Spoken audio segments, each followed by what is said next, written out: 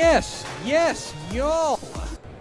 From the George R. Brown Convention Center in beautiful Houston, Texas, it is Texas Football Today's THSCA Coaching School and Convention Special presented by the Arlington Sports Commission. I'm Greg Tepper. I'm Greg Tepper. I'm Matt Stepp. That's Matt Stepp. We're back. Hello. We're back for another. We're well rested. Rested, yeah. Let's go rested, yeah. Rested. We've got another star-studded lineup of guests here over the next 3+ hours, live broadcasting. Some people are afraid to be the best. Not us. Nope. We are starting it off hot. We are pleased to be joined by the 2006 Class 3A Offensive Player of the Year. Also the head coach of the Texas State Bobcats. Also, yeah. Our friend G.J. Kinne. Coach, how are you? I'm great. Hey, I love that intro. Well, yeah, when's the last time you were introduced? Yeah, People think of you all the time as, head coach, he was a star in college ranks and stuff. Go back to where it all started, man. Did you say 2005 and 2006? Oh, two-time. Okay. I apologize. Okay.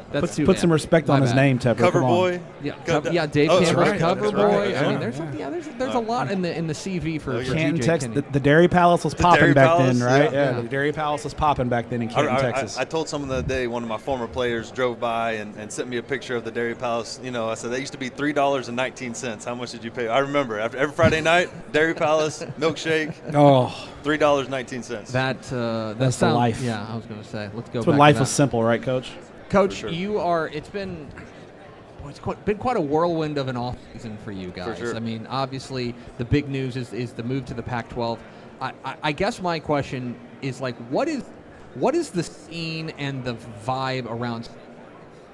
Yeah, I think people are just really excited. Obviously we are too. The team's excited. The fans are excited. The donor base is excited. President's obviously excited, jumping out of airplanes, doing all kinds of cool stuff. So, I think everyone's just really excited for the opportunity. I think people waited a long time for this type of success and the momentum that we have. And, I talked about it yesterday. Being able to keep Brad and Bo and Chris, the big three, going into the Pac was huge for us for that momentum piece.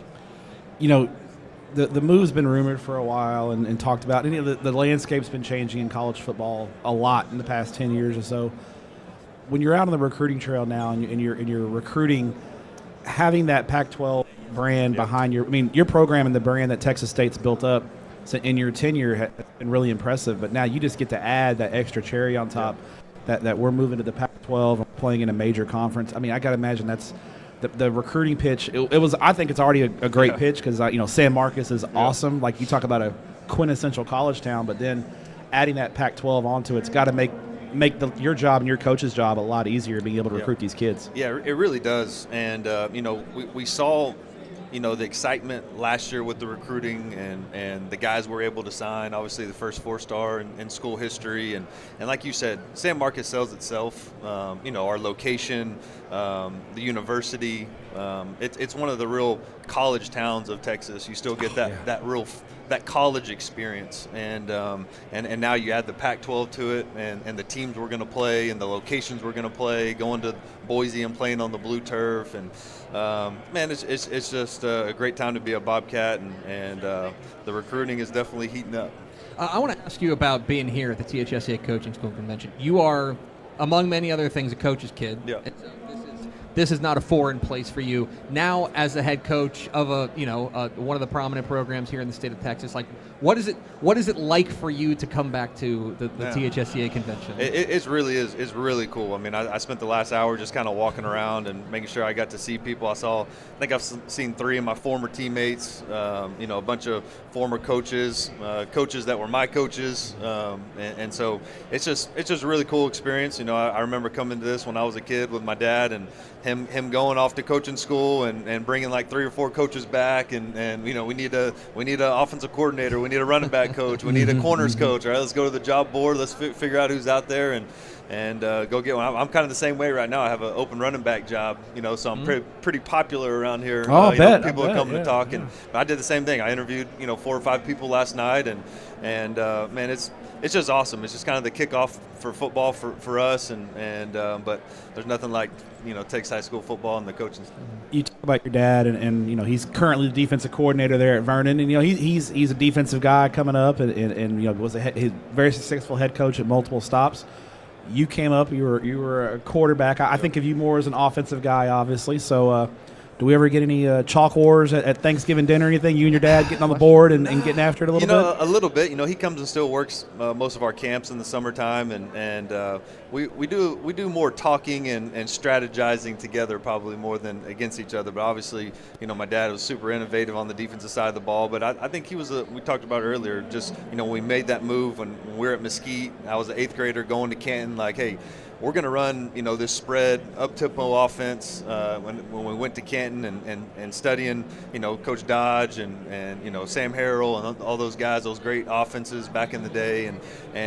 So, man, it was a lot of fun and really felt like we were, on to something, pretty early on in the process. Coach, I want to ask you a little bit about the move to the Pac-12, and it's. I don't mean this disrespectfully to your former conference mate. Step up in competition. Yeah. I mean that you get big time different national exposure.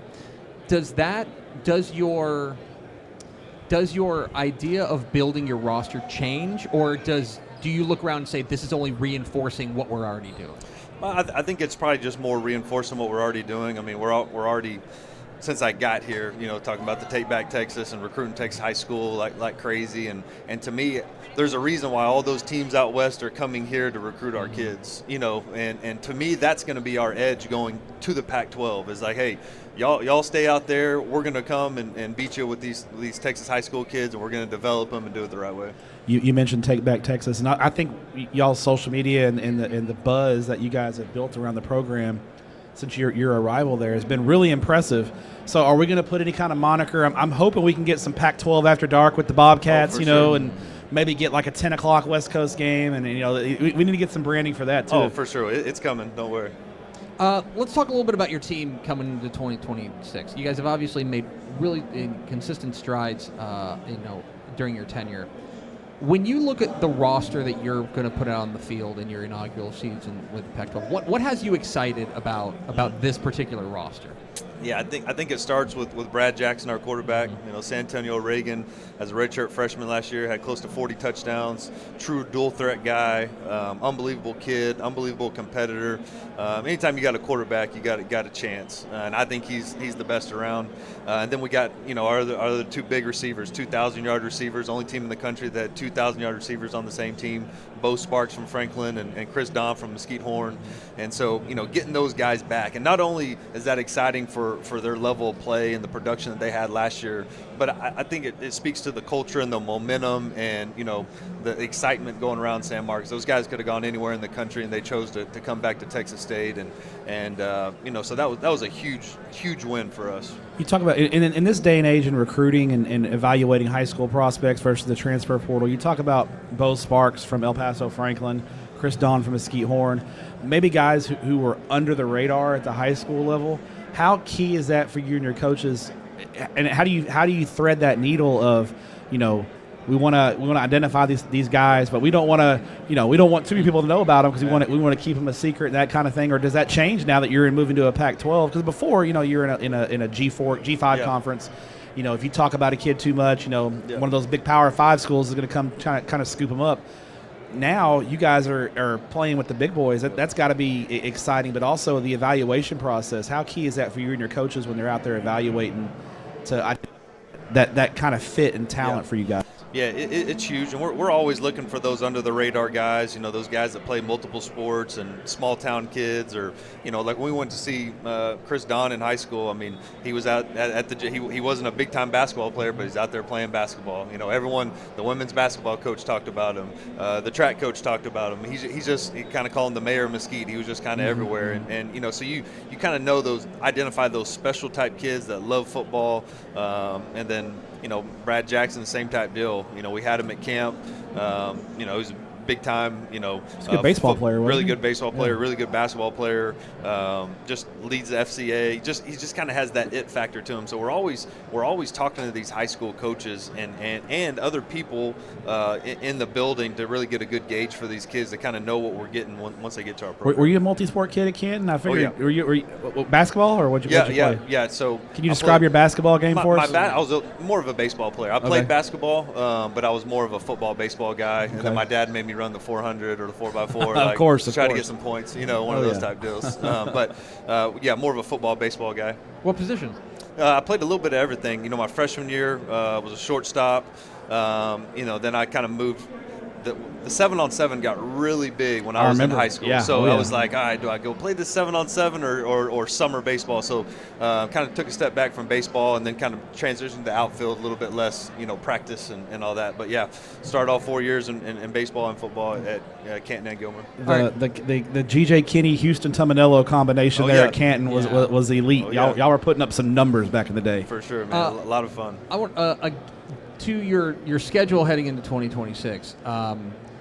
You guys have I think the most interesting schedule in Texas, because you look at your non-conference, it's Texas, and it is a uniquely Texas flavor. You're not leaving the state of Texas. Whether you're at Texas, you're hosting UTSA, hosting North Texas, hosting Incarnate Word, then you're going off to the Wild Blue Yonder out west. Is there a road game that you're really excited about, like getting that experience?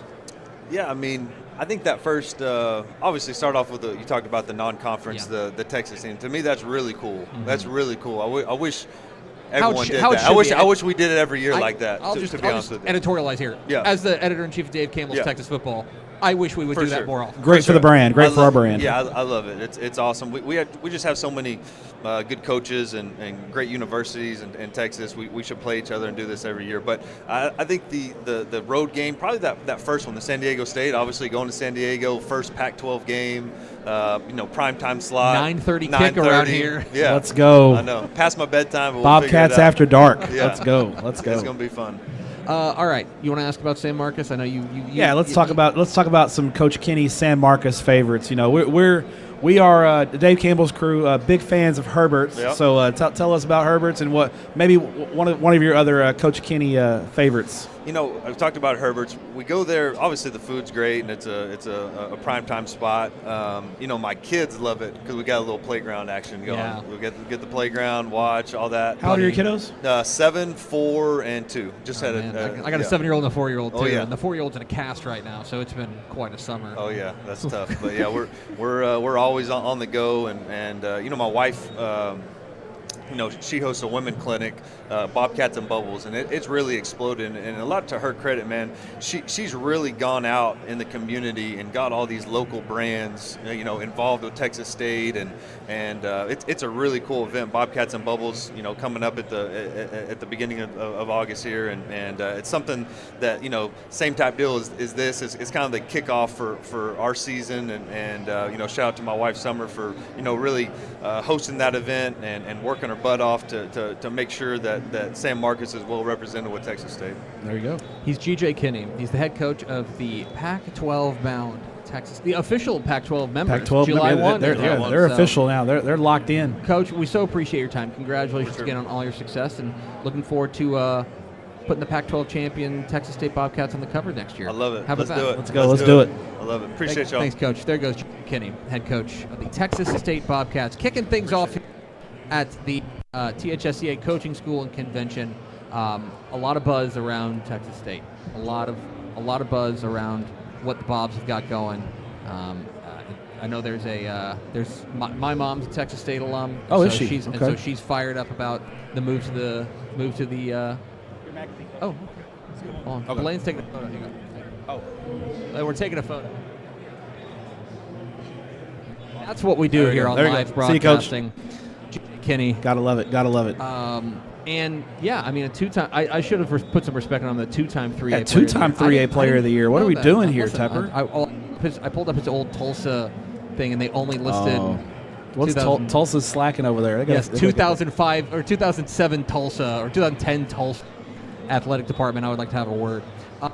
We are just getting going. We've got a full slate of guests. We do have a full across slate. the state of Texas. We are excited now to welcome in the new head coach of the Alamo Heights Mules. Please be joined by Coach Rudy Nerio. Coach, how are you? I'm doing great. How are you guys? Coach, congratulations on Thank the new you. gig. Congrats. What has the last couple of months been like for you? Do you feel like you've come up for air yet? I have. You know, I would say the first 3 weeks like drinking water out of a fire hose. I'm sure y'all have heard that before, but fortunately I got a bunch of great administration and people to help out for our program, so it's been really good, and I think the dust is settled now. You know, becoming a head coach for the first time is hard enough as it is, but at least you when you get promoted from within, at least you know the lay of the land. You know the teachers. You know who the power players are in the building. You have a relationship with the administrators. Not saying it's easy, but it's got to be a little bit easier and a little more comforting to be in a place that you already have familiarity with, and you're just maybe changing offices or moving into the big chair. You know. Oh yeah. You know all the right people already. You know the relationships are already there, so those what would be hard conversations are really not that hard because it's people you've worked with for the last 5 years. So it's awesome. You're taking over an Alamo Heights program from Ron Ritteman, who has done such an unbelievable job there. And we talked. I don't remember who we were talking. As Coach Ritteman standing over there going, "Yeah, that guy is a pretty good coach." Pretty good coach. He is. This is the farthest thing from a rebuild. Basically, this is a program that is already in great shape. How do you balance keep doing what you're doing, everything's working great, with also putting your own stamp on the program? How do you find that balance between those two things? I think at first it starts with keeping to the stuff that's true, right? It's been tested. It's great what we do. It gets the results that we want, and then just kind of looking at what are the areas that we need for growth, and then kind of locking in on those things. But the awesome part is, he is a great coach, and he left a lot of great infrastructure, and it's just added my spin to it, really. And the success that Alamo Heights has had, not just obviously we're football guys and we follow football a lot, but the community, the athletic program as a whole, very successful. Now your boys' basketball team has made some very deep playoff runs. You've been good in baseball, track and all the sports. You guys. That complete athletic program, I know and people say all the time you win championships with administration and it starts at the top. Just talk about your administration, and brag on them a little bit, because obviously you're a big part of it, and Coach Ritteman was a big part of it, but you can't be successful in all sports without having that alignment top to bottom, right? Yeah, no, I mean, it starts with our superintendent, Dana Bashir. She's awesome. She grew up a coach's kid. Her dad was a state championship coach up north. And then our principal, she's got two boys that have played for us. It goes to her. And then Sean Reno, our athletic director, Jennifer Fox. We're just awesome. Administration across the board, just good people that take care of us. So, let's talk a little bit about this 2026 team that we're walking into. When you take a look at the roster that you guys bring back, there's some guys like DK Garza are off to the next level. What an unbelievable player. And DK Garza was so good. He was pretty good. We were big fans. Did you petition the UIL for an extra year of eligibility? We tried to get a medical red shirt. I think the game I went to, DK Garza ran for like 416 yards and 6 touchdowns. Yeah. Something crazy. Yeah, he'll do that. When you look at your roster that's going to walk out on the field, what excites you about the guys the makeup of this team? Honestly, defensively, we were really young last year. We had 6 sophomores on the defensive side of the ball. So a lot of we were young last year. Now all that's experience, and it's correlated to a good spring. So defensively, we had a great 7-on-7 season. Saw y'all down in College Station. Yeah, made it to the round of 16, the championship bracket, which is the furthest we've gone in a long time. So, a lot of turnovers being created. So, really excited about our defense. And then, leadership on offense. Obviously, returning a quarterback, Easton Stone, who was a great leader for us last year. That's going to go a long way this year. Looking at, going back to February and UIL realignment, you guys had some changes with the district. Yeah. Some things changed. Just tell us about the new district and what challenges that's going to bring to you guys week in and week out. Yeah, well, it's like the SEC in Region 4. Yeah. It's anybody who's anybody's in it. But, it's just going to get you ready for those long runs. You know, if we can stay healthy and work through that every single week and take it one game at a time, you know, I think it's going to get us prepared for a good run. You know, coaches use the cliche, oh, you know, we got to be ready every week, you know, Yep. and sometimes we're like, okay, yeah, coach, you know, like you're 40-point favorites over those guys. Yeah. In your district, it really is true. Like Oh, yeah. And is that something you talk to your kids about, or is it more of a we're going to take it day at a time? But I mean, in the big picture, you know this, and I know your coaches know this. If we don't get off the bus on Friday night and we're not ready to play, Yeah. the team across from us is not only capable of beating us, but they could beat us pretty bad if we don't bring our A game, right? Yeah. Well, I mean, it's about us, right? We talked about it all the time. You know, it's about what we can control, right? As long as we take care of the football and don't turn it over, and we create turnovers, we're going to have a chance to win a game. You know, so it's never really about the opponent.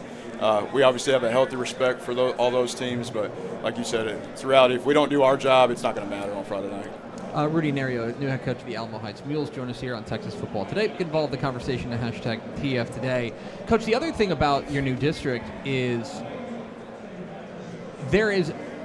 this is as diverse a group of offensive schemes as you may see anywhere in the state. One week you're going to be playing the wide open spread. The next you're going to be playing the slot T. You know, who knows what programs like New Braunfels Long Creek are going to look like and stuff like that. How do you kind of put into address with your kids, hey, look, we're going to have to kind of draw up a whole new playbook every single week to match our opponent. How do you do that versus balancing, we're going to be us, we're going to do what we do? I think you begin everything with the end in mind, right? You look at offensively, defensively, who you have to play, right? What is it going to take to beat those guys? And then you build your schemes from there, you know, using the players that you have. So I think it's a balance of, you know, what are the schemes and things we need to win, but also, you know, fundamentally making sure fundamentals are going to carry over to the slot T or the spread and make sure we're in position to win. Let's ask the tough questions now. We're going to go with a tough question here. Come on. Give us your best Jeff Fleener story. Oh, shit. That you can stay on the air. Yeah. Oh, man. Put me on the spot. He walked by here yesterday, and it was Yeah. like he was just being he was 100% Fleener. Yeah. But I know he hired you. You were with him at Brandeis. I was. And he's a fun guy. But I know he's one of the guys you consider a mentor. Who are some of the other guys aside from Coach Fleener that really helped you get to the place where you are today? Well, you know, he's also a Madison guy. You know, and I'm a Madison guy. Yes, you know, you are. so we go way back from there. Obviously, Coach Ritteman, another Madison guy, Coach Streety. You know, I was very blessed and fortunate to play for Coach Streety, and then played for Pete Fredenberg and Mary Hardin Baylor.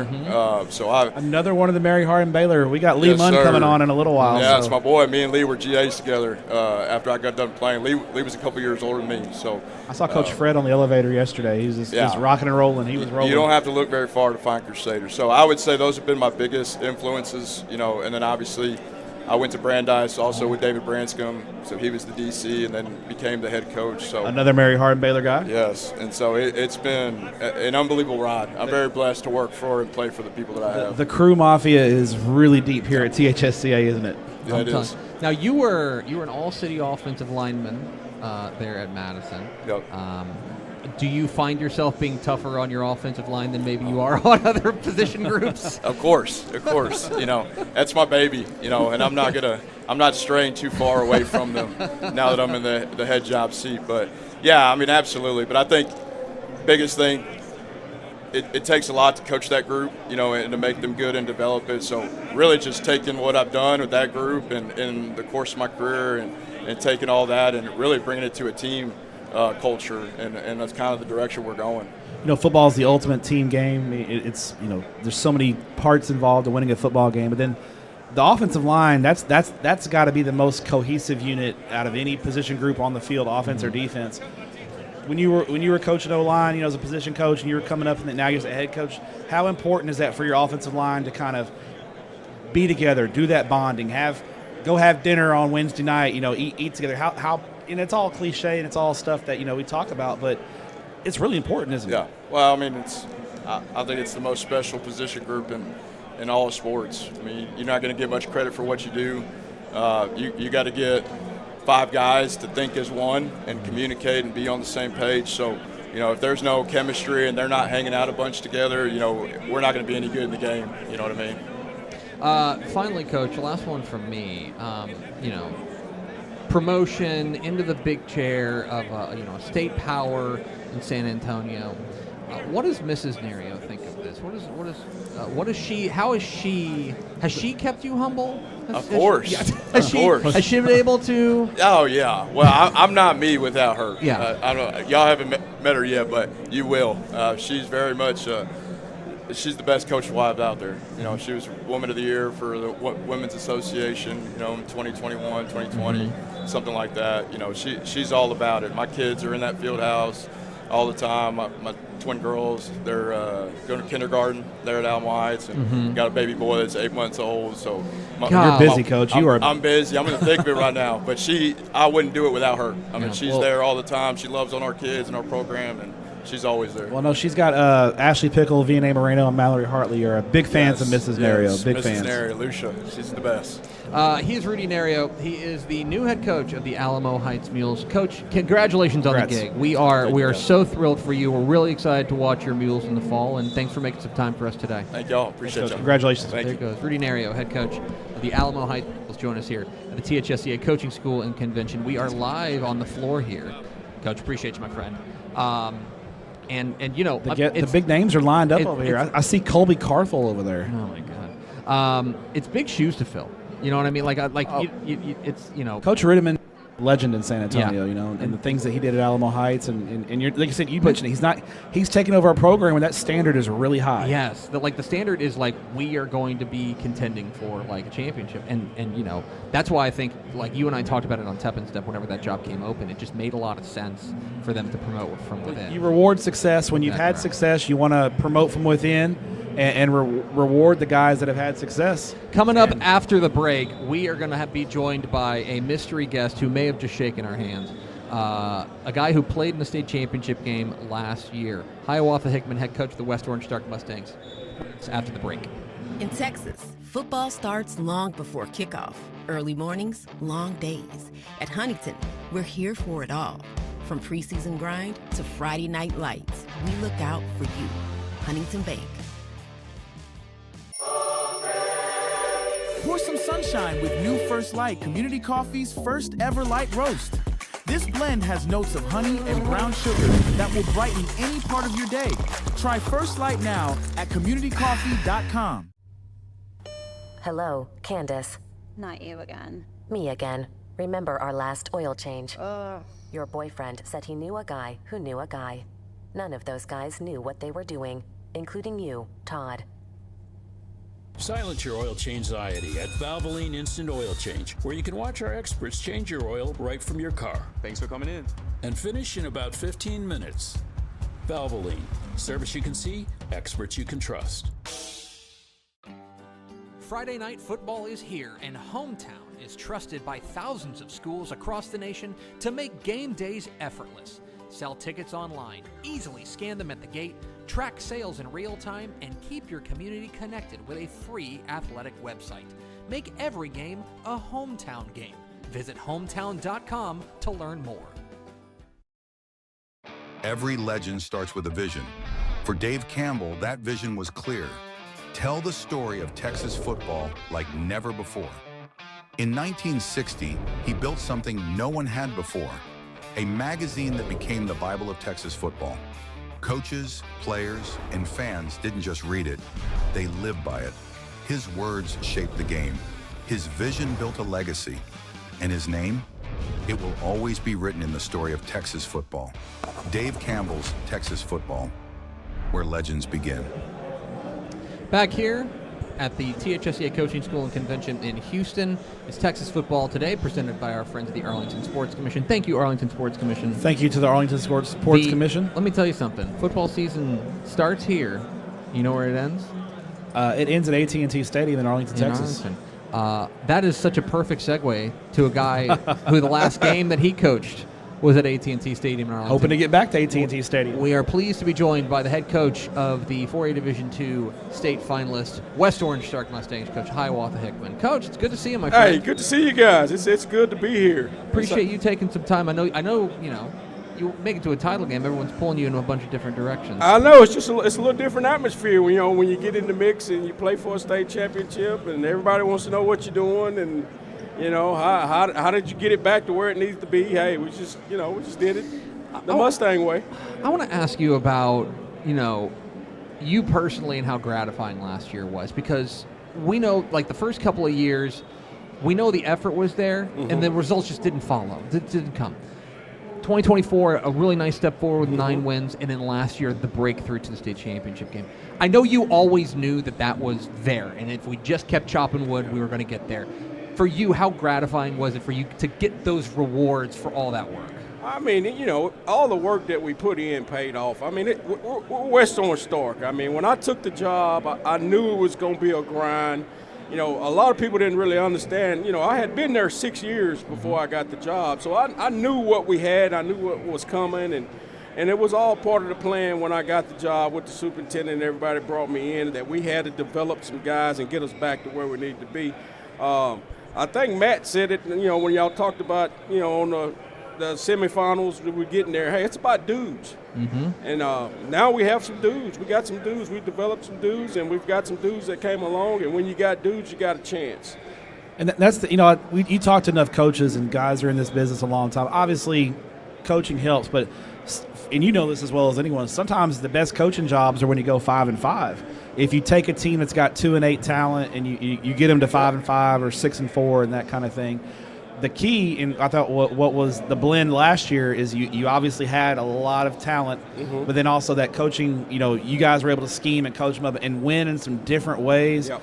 And I felt like last year the way that y'all won a lot of football games, especially in the playoffs, just it was West Orange Stark football, running the football, playing tough defense. When I think of West Orange Stark, I think of those silver helmets coming downhill and popping you in the mouth. And it seemed like that's the kind of football that y'all played, especially when the weather got cold and things got tough. Yeah, we had to get back to, what we do, and it's a testament to my staff. Both of my coordinators did an outstanding job, Travis Tates and Justin Trahan. Tates helped me coordinate the defense. We got back to what we've done in the past, bringing pressure, being physical. And offensively, big offensive line. Y'all said it. We got back to the Mustang way. We got in the pro, put a fullback back there and say, hey, we're going to grind this thing out. And with our physicality, what we found out, you get late in games, that kind of takes us. It becomes the difference in the game. Another example, like somebody said yesterday, we played Sinton in the semifinals, and we threw the ball twice. One was for a touchdown, one was an interception, and I went down there and told my OC, if you throw it again, I'm going to fire you. Because we knew they couldn't score, so we were going to go out there, we were going to stop them on defense, and, hey, let's get out of this thing and get back to Dallas. And you talk about tackling guys late in the game, that physicality wearing you down. I know one guy who's not fun to tackle in the fourth quarter is a running back named Kelvie Jefferson. I think, Greg Tepper, you know who he is? He's my favorite player in Texas. He's my favorite player in Texas. I like. If you've never watched Kelvie Jefferson, pause this video and go open up another tab and go watch him and watch the tape. We can watch the highlights, and they're a lot of fun. But you're the guy who gets to know him every day in practice. What is it about Kelvie Jefferson that makes him special? Y'all know him as a player, but if you're ever around him, he's a better person. He's a guy that, is going to read scripture every morning. He runs out the tunnel with the Bible in his hand. He's going to be the first guy there, the last guy to leave. It's just a great person, and just everything that he's getting now, he deserves. A lot of people, doubt him because he's 5'3", 170 pounds. But, hey, I'll take him any day and any time against any running back in the state of Texas because he's just that type of guy. When we talk to a lot of coaches, Coach. We talk to coaches all over the state, and everybody does things differently. But one common thing that I think I've started to see is when your best players are also your best kids and your leaders, it makes you a championship ball club. And you've been around championship teams. How key is it? It seems to be a common thread, but how important is that for your best football players to also be the leaders in the classroom, they're leaders in the building, and then they're also leaders in the locker room? I tell you, one thing I learned from an old coach, a guy I worked for at West Orange, that coach there that told me, you win with people. Everybody talk about great players, this, that. You win with people. When you got great players that are great people, everything else is easy because they're going to be coachable. They're going to show up. They're going to do what they're supposed to do. and they're going to do everything the same way. How they act in the field house is how they're going to act in the classroom. They're going to act on the field. So you win with people. You win with people, and Kelvin Jefferson's a great person. Quaylen Dukas, our quarterback, that whole senior class, I mean, you could talk to anybody in town. They're just great people. And when you got great people, they're easy to coach, and that's why the Mustangs were successful last year. Talking with Hiawatha Hickman, head coach of the West Orange Shark Mustangs here on Texas Football Today. Get involved in the conversation, #TF Today. Go back to last year. Was there a moment, because you guys, I mean, I think people maybe forget, y'all started 2-3. Yes. You know what I mean? Yes. We're halfway through the season, Yes. and you guys got a losing record. Was there a moment during the season? Now, very tough schedule, though. Let's put that out there. Y'all, very tough schedule. You guys weren't losing to us, Tepper High is not very good at football. Was there a moment or a game that you were like, we're gonna be all right? This is gonna work out for us. I've said it before. We went over and played Fort Bend Crawford.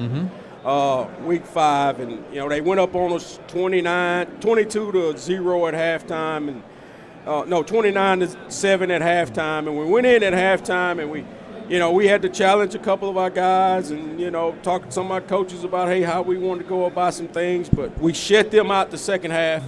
We lost to them on the last play of the game, toe tap in the end zone, and it just seemed like that night, that Saturday in Fort Bend, we grew up. And I knew all along that we had a good team. It's just the people we were playing. 2 weeks before that, we played Waco La Vega and Nacogdoches, and it goes as bad as it could possibly go. I mean, we give up 40. We never give up 40. We couldn't score on offense. And, I sat on the bench after that game, and I said, hey, we got to come up with a better plan. We got to do some things to adjust. But main thing, we just got to stay the course. And when we got the district, everything kind of came together. We ripped off 10. Well, Coach, the good news is in district this year in realignment, you got a pretty easy district, right? That's the good. Wait, hold on. Let me see. Oh, wait, no. UIL realignment. And the crazy thing is I don't think there's any surprises about who's in your district. But when you look at your district top to bottom, I was talking to Coach Bass at Hardin Jefferson, and I'm telling him, I have to pick somebody 6th in this district, but I think the 6th place team in your district could win a lot of districts. How exciting but also challenging is that week in and week out schedule going to be in your district? Because you're definitely going to be playoff prepared if you can get out. No doubt. I mean, just like for us, we got a run there where we're going to play Bay City, Carthage, and then we open up district with Hampshire, Silsbee, Shepherd. Jeez. I mean, you're talking about a gauntlet. Yeah, it's a gauntlet. So UIL didn't do us no favors, but Shepherd, having teams like that's competitive. I'm telling you, those guys are good. We went over there last year and got after them early, but they could play with anybody. And Hampshire, that quarterback they got. He's a good player. Coach, I went at the State 707. I went over and watched them in Stephenville just to see. And Coach, he's a different guy. I mean, we're gonna have to account for him. And of course, Randy does a good job at Silsbee every year. Silsbee's always going to be competitive. Hardin Jefferson, we've seen them. They bring some speed to the table, and Coach Bass does a good job. I mean, it's just a gauntlet. And then, Jasper, Jasper's always Jasper. They're going to be physical. And when West Orange, Stark, and Jasper play, it doesn't matter. It's one of those old West Orange, Stark, Silsbee, West Orange, Jasper. Those are just those old 409 rivalries that it doesn't matter what year is going on, it's going to be a tough game, right? Yeah, and the Jasper rivalry, it's always been big, always been a big deal. Just got a little juicier. Sure. When you talk about it, I'm not going to run from it. It's just got a little juicier, and then Silsbee's always been a big rivalry. So, hey, we're going to line them up and take them one at a time. I do want to ask you, you mentioned you guys are playing Carthage in non-district. That's the team you guys played. To finish the year last year, they won their state championship. Obviously, making it to a state championship is one thing, but nobody likes finishing in second place. How often are you guys talking about the way that last year ended? And is it something you guys are talking about a lot as like a motivation thing, or it's saying we're turning the page? What I think is good, my defense coordinator, Coach Tate, and the other guys, we watch a lot of those films. Anytime you play in the state championship, we got 16 films on Carthage, and they do things well. I mean, and it gives you an opportunity to go study that and see how they do things and how they go about it. They won 13 state championships. We've won some, but, you can always get something out of it, how people attack them and how they attack other people. And so we're going to use it. I mean, we look at it all the time. You walk in our office, we're going to throw up the state championship game. I know we took it on the chin, But if we can get something out of it, we're going to go back and look at it and see what we can get. Looking ahead to 2026, and obviously, there's expectations you guys have. West Orange Stark always has a target on their back because of the tradition that West Orange Stark has. But obviously, that target's a little bigger because you played for a state championship. What's got to go well for the West Orange Stark Mustangs in 2026 to reach your guys' potential? Which I know the potential is to bring home that state championship trophy. Just like everybody else, I mean, we got to avoid injuries. I mean, we have a lot of quality, but we don't have a lot of quantity. I mean, our core guys are really, really good. Our biggest task for my coaching staff now in the next few weeks is trying to develop some depth and some guys that can step into some spots if we need them and when we need them, because that's where we at. We just got to stay healthy. If we can stay healthy, the injury guys got to be favorable to you, right? That's what was unique about last year. We started the same lineup the first district game that we did in the state championship game. We didn't lose a person. There's one more player I want to ask you about, because every time I've watched probably 5 or 6 of your games heading into the state championship games. And obviously Kelvy's amazing. There's a guy on the other side of the field. And Terrian Fontenot. Yes. Y'all, this kid. He's an alpha. He's an alpha. Like, this is one of those kids. I don't know what it is about y'all West Orange Stark guys. If these guys were like 3 inches taller. No doubt. They'd have 4 stars next to their names. Yes. Like, what is it that makes Terrian Fontenot such an important part of your team? I mean, he's an alpha. I mean, he's our guy. When we go to practice, he's going to hold everybody else accountable. And, it's kind of like West Orange. We've always had great linebackers. I mean, that's just what we've had, and kids take pride in it. He takes pride in it. If you want to go see somebody take the ball away and cause turnovers, go throw his highlight film on. He's going to intercept it. He's going to pull it out. He's going to do whatever it takes to get it. I mean, he's just a true alpha. And I'm hoping somebody will come along and give him an opportunity. Yeah. He's got a few opportunities, but I think he's a big-time guy. But it's all about numbers and things like that. But I'll take him and Kelvy all day long, every day. Coach, final question before you get you out of here. You look around the convention here, and you coach in this business long enough, and you start to run into guys that you coached, and this the profession of coaching. What would be your advice to a young coach coming to the THSCA convention for the first time? When you come to a place like it's not just a time to come hang out with your buddies and go out and have some beverages and do things like that. It's a lot of networking, and I like what the Coaches Association has done by broadcasting this thing, making it more co-ed, all other sports. And there's avenues for you to kind of hit, because most football coaches aren't just football coaches. They coach basketball, they coach baseball, they do everything else. So, hey, you can get a little football, you can get a little other stuff. Use this opportunity, because during the year we don't have time to do it. No, you guys are a little bit busy once. I guess when you leave here, it starts. I mean, when y'all get back to Orange, the season starts, right? Coach, we started last week. I mean, our days started last week. I told people last year, we worked 7/12s last year from July the 15th to whenever the state championship game was. And I tried to tell my school board that to give us a raise.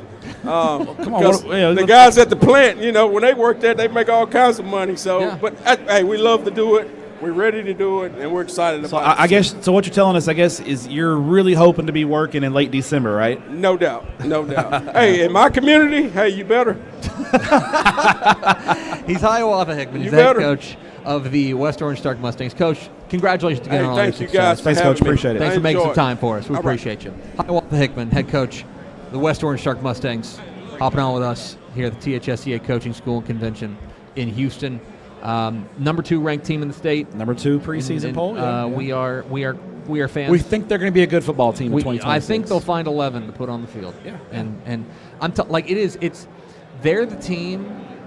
They're the team that just like houses a lot of just my favorite players to watch. Like some of the most fun highlight tapes you'll watch. Yeah. Like again, Terrian Fontenot, go flip on that tape. Hey, Coach, good to see you. Good to see you. Go flip on that Terrian Fontenot. Oh, I know. He was unbelievable. He's an animal. He's an animal. And you know how I feel about like playmaking linebackers. Like you have a soft spot in your heart for playmaking linebackers. I think our next guest has a soft spot for playmaking linebackers as well. That's right. Well, let's find out. That's right. Now in the hot seat, we are pleased to be joined by the new head coach of the Southlake Carroll Dragons, Coach Lee Munn. Coach, how are you? Doing great. Appreciate it.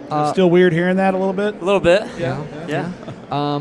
What has the last 4 months of your life been like? Because I have to imagine it's just been a whirlwind. Yeah. It's been a little bit more busy. Mm-hmm. A lot more meetings, and schedule definitely fills up a little bit faster. But it's a lot been good. more text messages. A lot more text messages. Mm-hmm. But it's been really good, really good.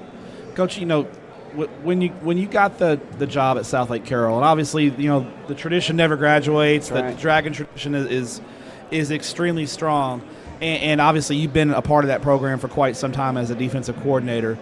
But when Coach Dodge leaves, you're in the big chair. We talk about with coaches that are when you take over a rebuild. I don't want to say it's easier, but as a new guy, as a rebuild, you can just change everything because it hasn't been working.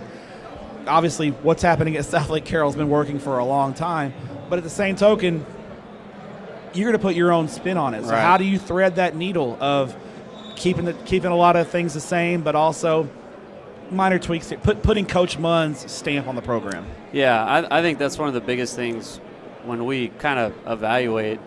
We've been so close, so you don't want to come in and blow it up, right? Because it's not broken. So I think what we got to do a good job of is just, in terms of like putting your own spin on things. It's really just kind of evaluating what we've done in the past and seeing it through a lens of like, is this going to help us win football games? And is this something that helps us win? And if the answer is yes, we're going to keep doing it. If this is a tradition that we do, but it doesn't really help us win football games, this may be something we can move away from. So it's finding that balance of like continuing to do things that work, that are proven, and then putting your own spin on other stuff. This is not going to surprise anybody, but the job for head coach at Southlake Carroll was a pretty competitive one. Is that a fair assessment? I'm sure a lot of very qualified coaches put their name in the hat for the job. Exactly right. A lot of good coaches wanted this job. Can you tell us about the call? Can you tell us about like when you found out it was going to be you? Yeah. So I'm trying to remember. I got hired like February 2nd. Mm-hmm. It was 2 Fridays prior to that, actually, is when they kind of called me and told me.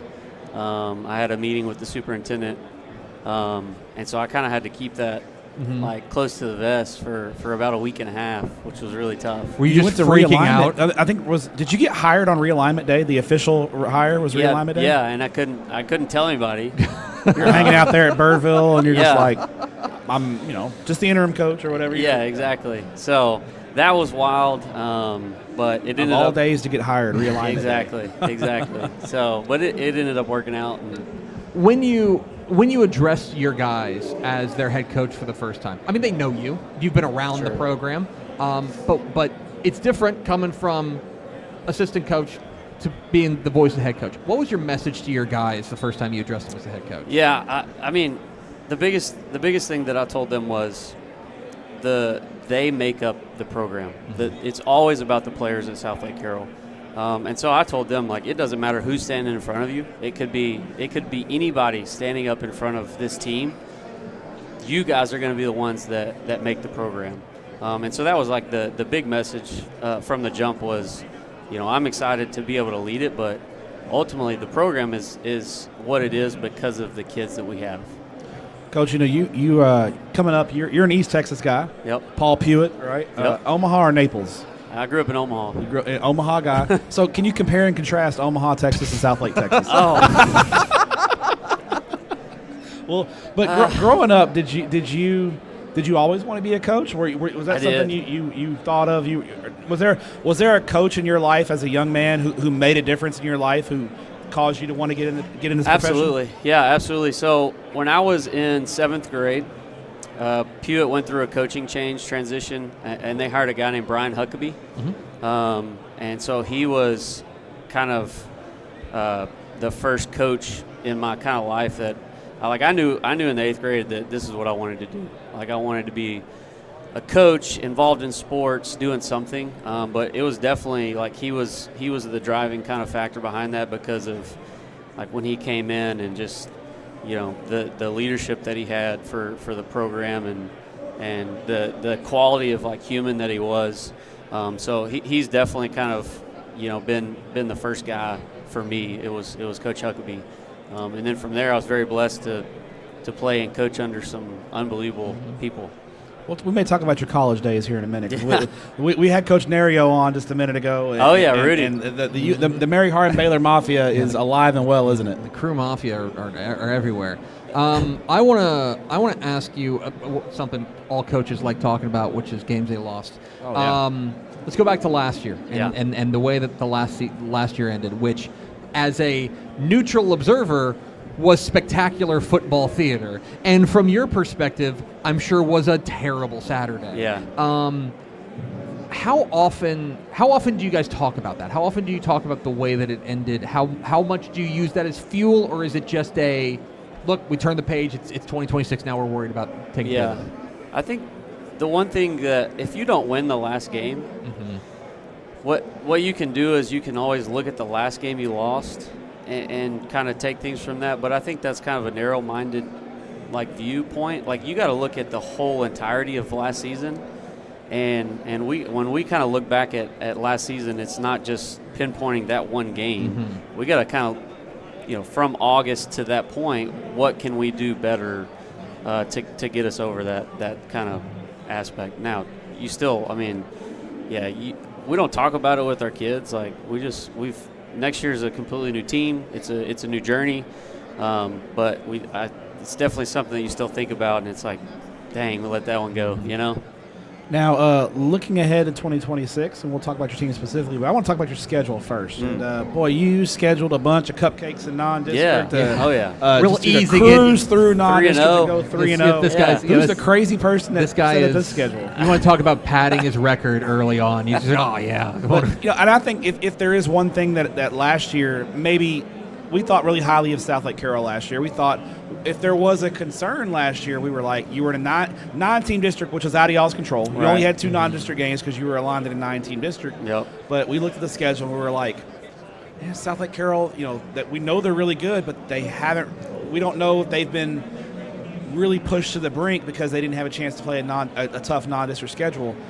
That's changed this year. You guys are going to test yourselves like no other with that non-district slate. Tell us about that, kind of what was your mindset, because even though you weren't officially the head coach yet, you built the schedule. What was the mindset making that schedule? So it was kind of twofold. So one, I was kind of so late in the game trying to get games. And people aren't exactly lined up to play Southlake. And that's correct. So it was twofold. Like, one, it was so late in the game of trying to find, opponents that people like Allen, North Crowley were kind of the only people left.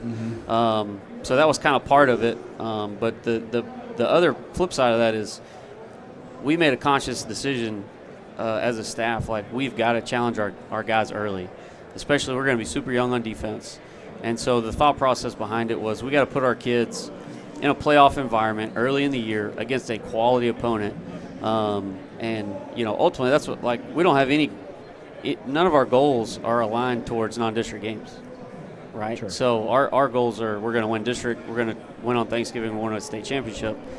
So we kind of built it with the end goal in mind. You could go 0-3 and win a state championship still. It's proven, right? Yeah. Last year, DeSoto did it. I want to ask you about this particular team. You take a look at, if you open up Dave Campbell's Texas Football, you will notice 7 starters coming back on offense. Yeah. Pretty good, not bad. There's another side of the ball. There's a 0 next to the returning starters on defense. We don't see that very often. You don't see it. Yeah. You guys were obviously very senior heavy last year on the defensive side. Do you have an early idea yet on what this defense is what they're gonna hang their hat on, and what you're excited about for this new look defense? Yeah, definitely. I would say this is the 3rd time since I've been here 8 years that we've replaced all 11. So this is that right? Yeah. Oh yeah. This is not the first time we've done this. So 2020, we did it in 2020. We did it in 2024, and then we'll do it again this year. And so the last 2 times we've done it, we played in the state championship. Okay. So I'm not saying that's where we're going, but that's the goal. That feels like a binding verbal contract. But I would say what we're excited about is just the young amount of talent we have coming up. We know the type of players we have and the kids that we have, and it's really just about like how fast can we catch them up to the speed of high school Friday night football games? Mm-hmm. And we know there's going to be learning curves, but again, it's kind of what are we going to be playing like in November and December, and just trying to get them to that point. Tepper mentioned your 7. I'm always interested in talking to guys who are head coaches who are defensive guys by trade, and I want to ask them about how the offense, what they want to see from their offense, and vice versa. You get the offensive guys want to see what they want to see from their defense. Yeah. As a defensive guy, obviously we have a pretty good slot. Southlake Carroll's not running the slot T. We know that, right? Well, I don't know. Okay. Breaking news, but. What's your philosophy? What do you want to see from your offense? What kind of mentality do you want your offensive football team to have when they have the ball? Yeah, so offensively, we want to be physical first and foremost. Coach Fredenberg, at my college coach, used to always talk about when he was at Baylor and they played Nebraska back in the 80s. Nebraska beat them for 2 weeks, right? They were just so physical. And that's kind of the mindset we want offensively, is we want to beat people up. We want to be, hard to defend, and there's a lot of different ways you can do that now in the game of football, but that comes with changing up tempos, different personnel groupings, different formations. All the stuff that you probably hate as a defensive coordinator. coordinator. All the stuff you hate as a defensive coordinator, we want to be able to do that. And then last thing was we want to be efficient with the football based on the situation. We just want to be efficient. If it's 1st and 10, we're trying to get 4+. 2nd down, we're cutting it in half, and then 3rd and 4th down, try to get it first. You want to live in 3rd and short, right? 2nd and 3rd and short. That's right. This is you've built a staff here, and I actually ran into one of your staff members in the hallway on the way in. Gentleman named Nick Gerber. Oh, yeah. Yeah. Pretty good quarterback in his day. Did he tell you what he's coaching? Yes, and that's what I want to confront you about. I want to confront you about this. Like, you have Nick Gerber. That's right. Who I believe is he the state's all-time leading passer? I believe that's correct. He's the state's all-time leading passer. 12,000 something. Yeah, he was putting up 70 burgers on a regular basis at level end. He was throwing up 70 on a regular basis. And then went on to a great career at West Texas A&M. That's right. Just a darn good quarterback. Defense? Like coaching linebackers, assistant linebackers, yeah. Assistant linebackers. Yeah. Did you mix up his resume or something? Like what's No. Not at all. He's a ball coach, right? Ball coach. He coaches football. Yeah. Yeah. And I think it's about hiring good people, right? Starting there. Conversations I had with Nick before we hired him, figuring out what he wants from a career. He wants to be an offensive coordinator. He wants to be a head coach. And I told him there's no better thing you can do than coach football, coach defense with us for a year. You're going to learn so much. It's only going to help you out in the future. So there's an element of like we want to make you strong where you may not feel 100%. like where you're weak. So 100%. I feel like one of my jobs as the head coach is to grow my staff, right? Figure out what they want from a professional standpoint. What are our goals? What do we want? And moving forward with that. So it may be, you're an O-line guy and you want to be an OC and a head coach. Okay, well, you've only ever coached O-line. Let's maybe coach running backs. Yeah. Maybe coach receivers. Maybe start doing some different things and growing in your, coaching style. Yeah, I think that's one thing I think that might surprise folks is whenever especially you look at these guys and it's like, oh, I remember him being an awesome running back. Why is he coaching safeties? Well, because that's what's going to help him grow as well. There you go. Well, Coach, one more question for you before we get you out of here. And I like to ask coaches this. Tell us about your first high school job. What was your second sport? Well, if Coach Munn wasn't coaching football, what's your second sport? Okay, so my first high school job was Marble Falls. Okay. With Todd Dodge. All right, pretty good. I would say probably a good place to start. It was good, yeah. I was coaching linebackers. Second sport was girls track. Girls track. Okay. Coaching the sprinters, middle distance, hurdlers? I was pole vault and sprinters. Pole vault. Pole vault and sprinters. Okay. What can you tell us about pole vault? Not a lot. Okay. All right. He's Lee Munn. Not a lot. But he can tell us about defense. He can tell us about defense. Talk some defense, Coach Munn. That's right. I'm sure. He is Lee Munn. He's the new head coach of the Southlake Carroll Dragons. Coach, we so appreciate you making some time. Appreciate I know we pulled a bunch of different directions this week. Appreciate it. Looking forward to watching your Dragons in the fall. Yep. Thanks so much. I want to give one shout out. Jason Janes, one of my coaches. He's in Italy right now. Oh, Yeah. Oh, poor He's guy. on vacation. Coaching school's a great time, but Italy sounds like a good time. I know. So I'm going to give him a shout. Maybe he's watching on his phone or something. The George R. Brown Convention Center or Italy. Yeah. It's a real tough choice. I know what my wife would pick. George R. No, never mind. Coach, we appreciate Yeah, your time. appreciate Thanks, it. my man. There he goes. Lee Munn, head coach. Thanks, Coach. Appreciate you, my friend. Head coach of the Southlake Carroll Dragons. And, look, expectations are high, but they're I going to think be pretty good again. in somehow 2026. I think they will field a football team. They'll find a way. But it's the kind of thing where, again, you look at the numbers. You're not going to bring back. They bring back no starters defensively, and yet at the same time, isn't that exactly the guy you want? Yes. At the helm of a defense that's rebuilding. Yeah, I mean, reloading. And there's a track record, and they've had 0 starters back, and they end up at AT&T Stadium. And that's the other thing about Carroll, and we're going to get to our next guest here in just a moment, who knows a little something about defense himself. I think that people have this idea of what Southlake Carroll is. It's like, we're going to sling it around like wide open, 5 wide, because of obviously what they did in the early 2000s and stuff. And yet, if you were to look at the DNA of Southlake Carroll, they're running game and defense, basically. You know what I mean? When they first became a powerhouse, they were running the wishbone. Yeah, exactly. They were running the football and playing good defense, and so I think that's still how, even though it's cliche, that's still how you win football games today. Exactly right. We appreciate Lee Munn hopping on with us. It is Texas Football Today live at the THSCA Coaching School and Convention here in Houston. Bravely into our second hour of broadcasting. Heroes. Guys, you put the flowers away. No, it's fine. Not till after the show.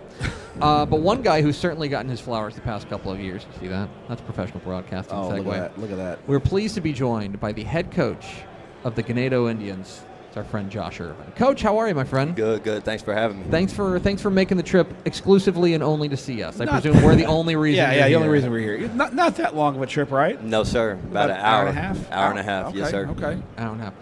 I want to start with the build that's gone on there at Ganado. And obviously the last 3 years have been really, really special there in Ganado. When you look back on getting that program to where it is now, where did it start? What is that foundation that you guys have been able to build this thing upon? Yes, sir. Yes. I mean, man, it really goes back to when we first got there, and that was with Coach Bennett, and he brought me over from Bay City, and in 2018 weren't very good. 2019 made the quarterfinals, and after that COVID hit, kind of went down for a little bit, and Coach Bennett moved on. And when I came in, we were blessed to hire some really good coaches, and along with that, there was really talented groups that were coming up. And in 2022, we went 9-4. And the second time we played Refugio, though, in the third round, at halftime it was 12-6, and you've seen, I think the kids started believing we can compete with the elite 2A programs. In 2023, made the semifinals and played Timpson, and man, it's just every year it just keeps going to another level. The kids are bought in. We have really, really special kids, talent-wise, leadership-wise, and man, we're just blessed with great assistant coaches, and it's just an awesome situation. We're blessed to be in Ganado. It's a snowball effect, right? When you guys, you mentioned in 2019 you get to the quarterfinals and COVID hits, and we don't talk about that too much anymore. It was a crazy year, but when you start getting that momentum, and now it's the community is completely bought in, and I can't imagine there's probably not a football game you guys play in where you don't truly believe you can win. Where probably those first few years, you're telling the kids you haven't win, but maybe deep down we're probably going to struggle. But it's not like that anymore. It's just that success builds on success, doesn't it? For sure, it really does. And another thing, just talking about success building on success in all sports. I mean, we had a kid we're 2A, so everyone does everything. But we had a kid win the state 400, first time ever since we've been there. And softball's winning state championships. And man, it's a special time to be in Ganado. I don't know if you picked up a copy of Dave Campbell's Texas Football. You get one for free. I'm on. Come see us. I'm just taking a look at page 325. It's the 2A state rankings. You see that? 2A state rankings. Okay. I'm looking for your team, and there's a 1 next to your name. We got you as the number 1 team in 2A Division 1. Are you mad at us, or are you are we not friends anymore? Is that what?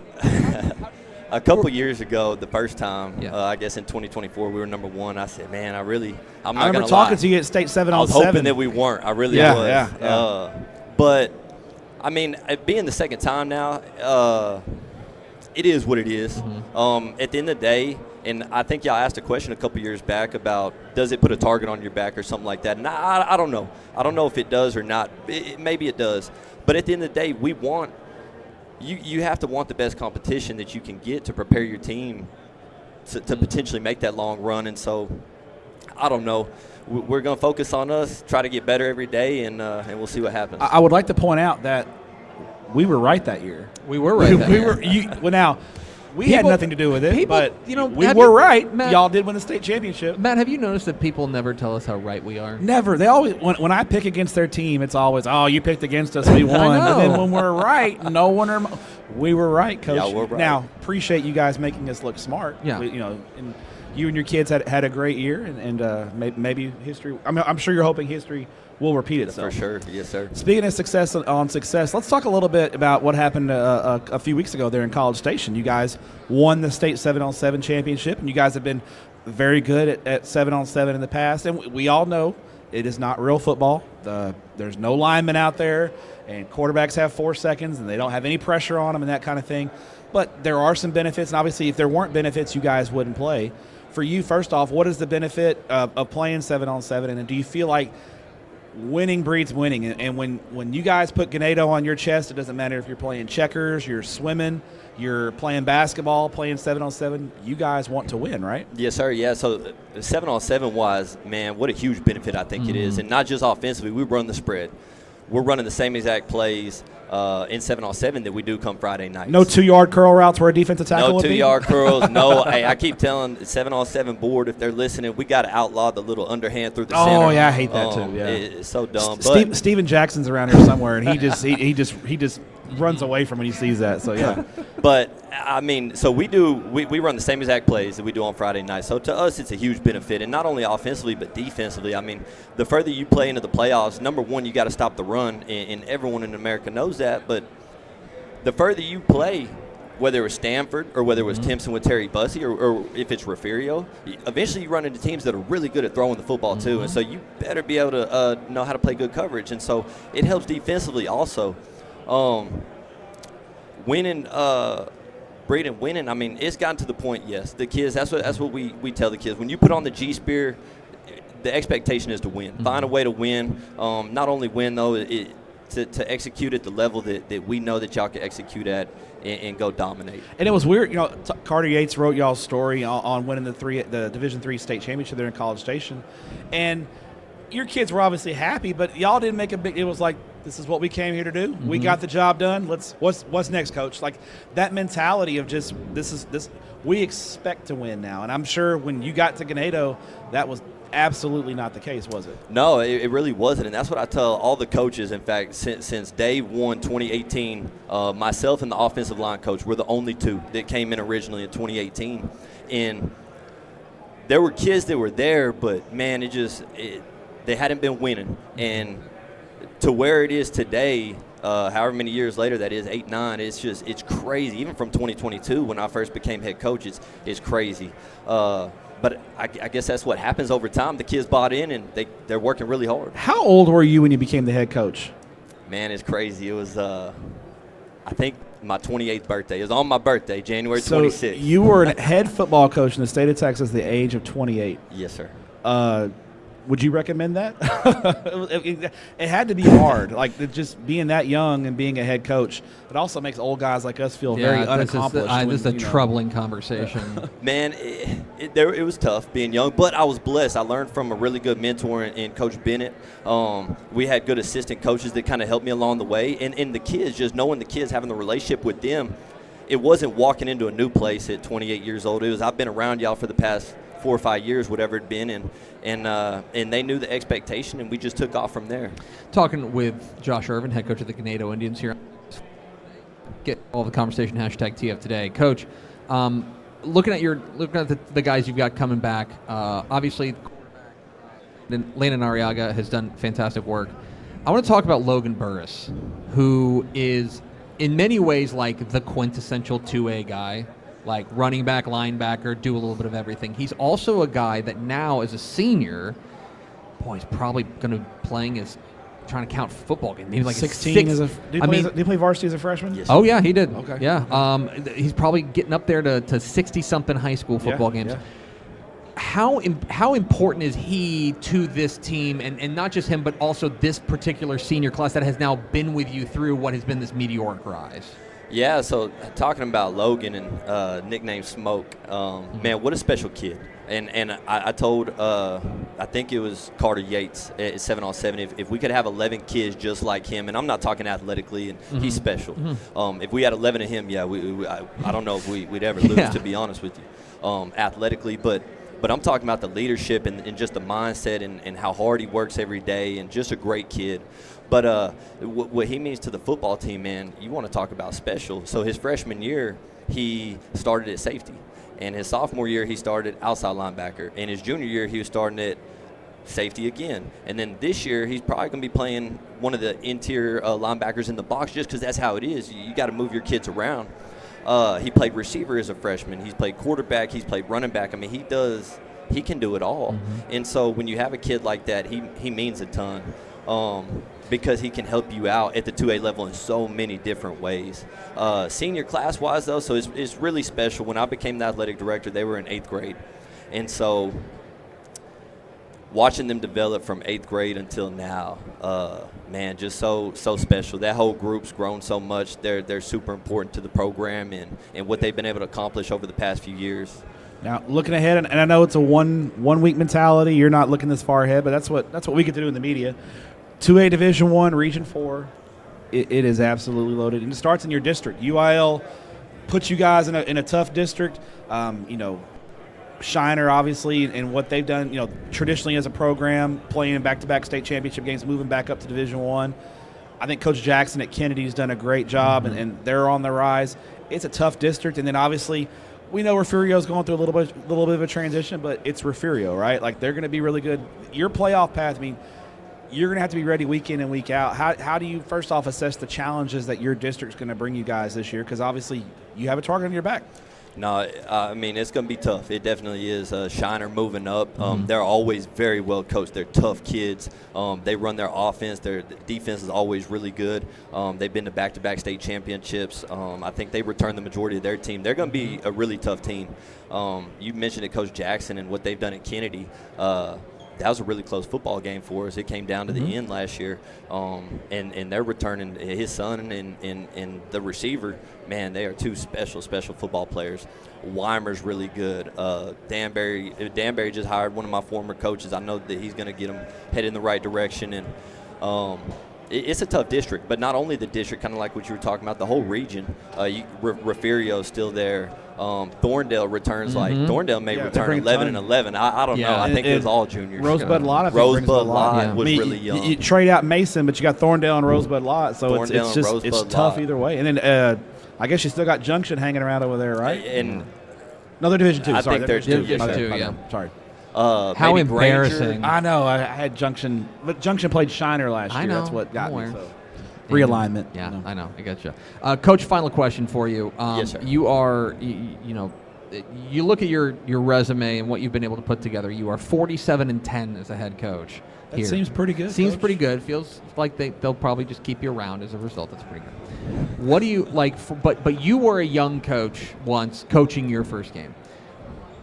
Now, as a veteran coach, obviously, what advice would you give to a first-time head coach who is stepping into a situation, about to go coach their first Friday night game? What advice would you give to somebody like that? Man, I think I would tell them, be patient. Be patient. Obviously, they're the head coach. They're going to be where they're at. They're going to be doing the best they can for the team and the school, not trying to look at what's next possibly, but be patient. It takes time. It really does. It takes time to get a whole program headed in the right direction, and it's not an overnight thing, and take that mentality of what can we do today to get better. And if you do that every single day, I truly believe that positive results will happen. Yeah, it's rude for you to say, though, because it kind of did happen overnight. Like, it was like instant, like, you know what I mean? Like, making it happen right away, you know? But, you know, You're not wrong, to be clear. But, you know, it's, you know, we live in that microwave society where everyone wants things instantly, and sometimes, you know, it takes some time to build. And look what you guys have built at Ganado. It's special, and that crowd y'all had in 2024 at the state championship game was one of the best small school crowds I've ever seen. And I imagine if y'all are fortunate enough to make a run like that again, I'm sure the town of Ganado will shut down once again, won't it? They'll be back. Yes, sir. No.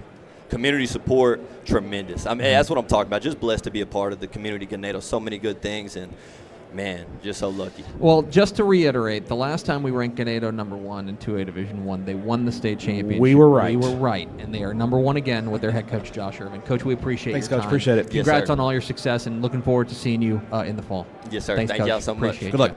Josh Ervin, head coach of the Ganado Indians, hopping on with us here at the THSCA Coaching School and Convention in Houston. We are rolling here. Tons of big-time guests. Another big-time guest on deck here. He's ready to step in the hot seat. Making his way to the hot seat. We're going to take a quick break right now. I'm saying to our producer, Vianney Moreno. Vianney will be taking a break. We'll be taking a break. After this, we will have the head coach of the Lancaster Tigers, Coach. In Texas, football starts long before kickoff. Early mornings, long days. At Huntington, we're here for it all. From preseason grind to Friday night lights, we look out for you. Huntington Bank. Pour some sunshine with new First Light Community Coffee's first ever light roast. This blend has notes of honey and brown sugar that will brighten any part of your day. Try First Light now at communitycoffee.com. Hello, Candace. Not you again. Me again. Remember our last oil change? Your boyfriend said he knew a guy who knew a guy. None of those guys knew what they were doing, including you, Todd. Silence your oil change anxiety at Valvoline Instant Oil Change, where you can watch our experts change your oil right from your car. Thanks for coming in. And finish in about 15 minutes. Valvoline. Service you can see, experts you can trust. Friday night football is here, and Hometown is trusted by thousands of schools across the nation to make game days effortless. Sell tickets online, easily scan them at the gate, track sales in real time, and keep your community connected with a free athletic website. Make every game a Hometown game. Visit hometown.com to learn more. Every legend starts with a vision. For Dave Campbell, that vision was clear. Tell the story of Texas football like never before. In 1960, he built something no one had before, a magazine that became the Bible of Texas football. Coaches, players, and fans didn't just read it, they lived by it. His words shaped the game. His vision built a legacy. And his name? It will always be written in the story of Texas football. Dave Campbell's Texas Football, where legends begin.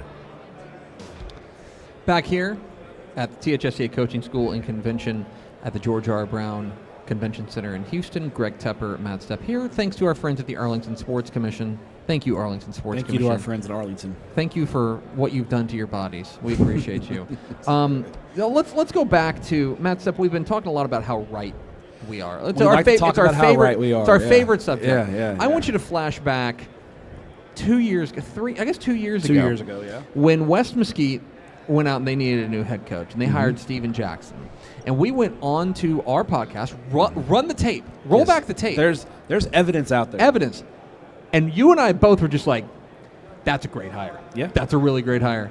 22-3 later, I would say it was a good hire. Kind of nailed it. Now, we'll say that, but also I was getting text messages from said coach who's sitting right here, Steven Jackson. He's like, don't talk about us too much yet. We ain't done nothing. We haven't done anything yet. He is the new head coach of the Lancaster Tigers. It's our friend Steven Jackson. Coach, how are you, my friend? Man, I'm well, man. Appreciate y'all having me. Well, we appreciate you taking some time for us. I know you're a popular man around here. This is a new challenge for you, but it seems like every challenge that you've faced, you've made the people who put the trust in you look smart.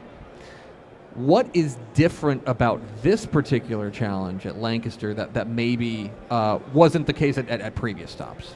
first of all, I pride myself on making y'all look right. Like that's, my man. That's right. We love that. Step is my guy, so I make sure Step and Tep always look good. My man.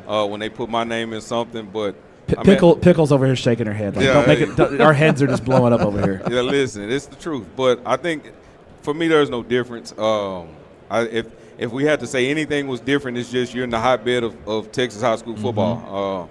You're surrounded by state champions, which in itself is an honor to be a part of. But now you just got a job to do, something that's not been done in Lancaster. And I think that's what was intriguing the most, was it's never been done there yet.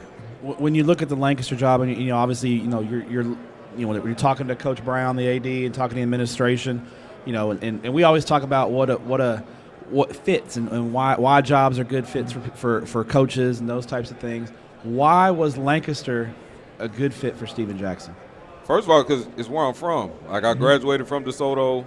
My mom still live in the same house right across the freeway, so it was a good fit from that aspect. But also, like I said, you know, the kids is there.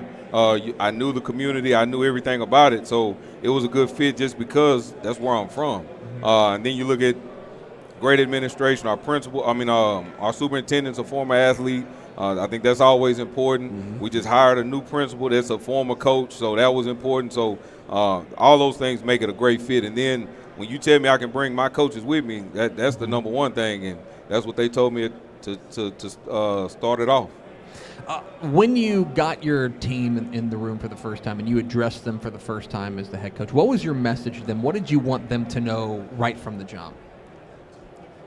Be legendary. Like, I think everybody in our like I said, in our corridor, man, they've done a great job of putting each one of those programs on the map, from DeSoto, Sock, Cedar Hill. So now I think it's our time to do the same thing. And those kids want it. They've done everything we've asked since January 17th when I stepped on campus. So they were excited, man, and they know what they want Lancaster to be. They want to be a part of that history conversation that those other four schools are a part of. So now it's our time. Coach, you're heavily involved in THSCA. You have Black Coaches Texas. And part of it is mentoring young coaches and being active and being a part of the association. And I know you've had chances to visit with Coach Martin down in San Marcos and be a part of the THSCA. First off, how important is it to be a part of the association, but then also be active and be an active member within the Texas High School Coaches Association? To me, that's why you get in the profession. I mean, we're in the people business, so that's why we started the BCTX. That's why I try to be so visible and mentor as many coaches as possible, because I think if you're not paying it back, you're doing it wrong. And all of our coaches, man, they embody that same thought process. And THSCA has done a phenomenal job, man. It's the best organization in the country when it comes to coaches and just mentoring and giving back. And Coach Martin opened his doors to me because he knew what my aspirations were. So for me, I think if you're not a part of it, you're doing something wrong. You can't say you want to be a head coach in the state of Texas and not be a part of it. Talking with Steven Jackson, head coach of the Lancaster Tigers, here on Texas Football Today. Get involved in the conversation and hashtag TF Today. Coach, you're taking over a program that went through a tough year last year at 3-7. There are programs that you're going to step into, and you're going to have a lot of hangdog heads, guys who aren't necessarily, they need to be kind of built up. Have you felt these kids buy in on what you're selling, or is that still something that's in process? No, I think we've bought it. Every one of them is bought in. Like, I think I may be a little different in how I operate. When I walk in, I open the room up, man. If you feel like this ain't the place for you, tell your mom and them to buy a house and y'all can go play somewhere else. But nobody left. Nobody wanted to leave. They wanted to be a part of what we were bringing. And like I said, I think Lancaster is one of those communities where they take pride in being a Lancaster Tiger. So nobody wanted to leave. It's difficult because you can come in when they've had a losing season, and I think that staff did a good job prior to, you playing 6A football with, I wouldn't say it's 6A numbers. And the toughest 6A, in the toughest district in the state, which I would argue 8-5A is now probably that same type of district with DeSoto, Cedar Hill, Midlow. But they don't waver. They didn't blink. They didn't bat an eye. They still want to compete. They want to play at a high level. So, I mean, it was easy to sell because they're competitors, each one of them. We talked to a lot of coaches. We talked to Coach Hickman from West Orange Stark, who played in a state championship game there just about an hour ago, and he talked about one of his best players being one of his best people in the building. Yeah. I want you to talk about one of your kids, a guy that we know very well, and James Foster, who obviously is an incredibly talented football player, but what makes him special? And I think you're going to kind of reiterate the same things that Coach Hickman did, because when your best players are your best people, your job and your coaches' lives a lot easier, doesn't it? No, absolutely. We were talking to a school this morning, and my exact description of James Foster, he's a 5-star player, but he's a 5-star kid. Like, he does everything right, like from his attitude in the building, his attitude on the field, his attitude in the weight room, everything James Foster does at a 5-star level. So he'll be a millionaire in 10 months, but you never know it. He never changes how he operates, always very respectful, man, and I think it's easy to build around those types of kids. It's one of those things where, you know, the player-led teams are always the best teams. And unfortunately, Coach, you've run out of eligibility, and your coaches have run out of eligibility, so they can't play anymore. So it's got to come from those kids, and it's got to come from within, right? No doubt. And we've got a team full of them. Our roster is young, but very, very experienced. They played a lot of young kids last year, so we've got a ton of kids that have experience, but are also great leaders and kids. And they graduated a senior-heavy class, and sometimes that can be scary, but the juniors and sophomores that are coming back, man, they lead the right way, and it starts with James Foster and Joseph Harrison and Victor Scott, like so many of those kids, Barry Atkinson. There's so many on our roster that they know how to do it. I do want to ask about your district, District A, 5A, Division 1. I mean, look, you're in the part of the state where there's no hiding. You know what I mean? You're not going to hide everybody, but you guys are right into the teeth of it with DeSoto, Cedar Hill, Midlothian, Mansfield Summit, who was a really good team last year. Burleson Centennial, I think, was better than the record indicated. Yeah. When you talk about talk to your team about what you guys are going to be up against this season, what are those conversations like? And there are no weeks off, literally. We open the season with North Shore. So you open the season with a state champion. Then you go play Arlington Seguin. It's going to always be well coached. They're going to play hard. Then you go play North Forney. They're going to play tough. So, and then you open up district, and you got, like you said, Cedar Hill, DeSoto, Midlow, Centennial, Summit. So it's loaded every week. But I think that's the best type of football to play, because you can't come in on Monday and be like, oh, it's going to be an easy week. Now you got to be prepared. Otherwise, you won't be in that land of playoff football. All right, we're going to have some fun with Coach Jackson here. Now, Coach Jackson, word is you are pretty nice on the video games. That's my thing. What's your game of choice, and do you play against any of your kids, or would you talk too much trash and they would hurt their feelings? Yeah, no, see, I play Call of Duty and college football, and I don't never play kids because it can get bad. Like, my coaching staff, we talk trash. Like, all them in the back right now, they know if they play with me, you're going to get talked to. But my kids, I want to keep that distance. Okay. I'll talk trash. Now, if we bring the system to the school, I'm talking, talk okay. Never now, over the internet. Is there anyone on your staff who gives you a run for your money? Anybody on the staff who gives you a run? No. Nobody's close. Okay, who's your team in college football? I play with everybody, but I play probably Oregon, because DeCorian and Caden Durham, some of the kids that I've coached in the past, I played, and then my son played at Texas State, so I'll play with Texas State. I fired GJ, though. Don't tell him I said that. We just had GJ over here. You just fired him? Yeah, I fired GJ. That's my dog, but I fire him, and then I take over. Yeah. That's how that goes. Decisions have to be made. Tough decisions, right, Coach? Tough decision. I can give a good severance package. You took care of him, though. You took care of him. Okay. I got you. I tell him all the time. Steven Jackson, he's the head coach of the Lancaster Tigers. Coach, appreciate your time, my friend. Congratulations on the new gig. We are really excited to watch your boys this fall. Man, I appreciate y'all. Thank you. Thanks, Coach. Steven Jackson, head coach, the Lancaster Tigers, hopping on with us. That's the line of the day right there. Man, that's the line of the day. That's tough for Tremaine Jackson had the line of the day yesterday. I think Steven. Is it something about the Jackson last name? There you go, Appreciate Coach. you. Thanks, Coach. Steven Jackson, head coach of the Lancaster Tigers, on with us here. THSCA coaching school in almost at San Antonio, Houston. We were in San Antonio the last 2 years. That's so the problem. We got to give H-Town. Well, I've never done. This is the first live show we've done. This is the first live show in Houston. Yeah. This is it. Lancaster's such a fascinating team this year because, like, obviously there's a ton of change, like both within the program and then also like with realignment and stuff like that. Moving back down to 5A. It's a whole new look.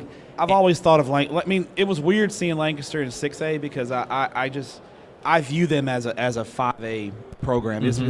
I've always thought that. So it was interesting seeing them in 6A for 2 years. They competed, but the numbers, like you said. And at the time we can't find you don't I could see Lancaster winning that district. I mean, DeSoto does exist, so that's going to be a tough matchup. But I could see them finishing 1 or 2, or I could see them, if it doesn't come together. But one thing I will say is the talent on that roster is strong. Oh, they're loaded. And, they're going to be really, really and good. there are a lot of parallels, I think, between the job he took over at West Mesquite and what he's doing at Lancaster, which is West Mesquite had talent, just kind of needed that extra that spark, and he kind of made that happen. So, Absolutely. Yeah, I think that's going to be exciting. We got our next guest coming in, another guy who's done a little bit of building in the past couple of years. I would say that's correct. It's thanks again to the Arlington Sports Commission for helping to make all this possible. Our title sponsor here on the Texas Football Today. Coaching School Spectacular. Now, the Spectacular Coaching School. Yes, absolutely. And I think the guy that's just sitting in the chair is really hoping that he comes and visits us in Arlington in December. I would say that is the goal. We are pleased to be joined by the head coach of the Lamarque Cougars, Coach Wade Oliphant. Coach, how are you? I'm good. Thanks for having me. Thanks so much for taking some time with us. I know you're a popular man around here. But, I'm trying not to be, but well, when you win 10 games, I was going to say. Now, were you as popular after year 1 when you went 2-8 as you are today? Yeah, I would say somehow things are a little bit different. So then Step mentioned it, a 10-win season there at Lamarque. It's unfair to ask, did it surprise you, or was this we expected this, we just played to our paper? Where do you fall on that? Well, basically, we knew it was coming at some point. We felt like it was coming at some point. We had to be patient. The irony is I'm a very impatient person. But I knew when I started this process 4 years ago that I was going to have to create a plan, lay out a plan, and follow that process. And we knew around this time we would start to make some strides. So I was a little surprised.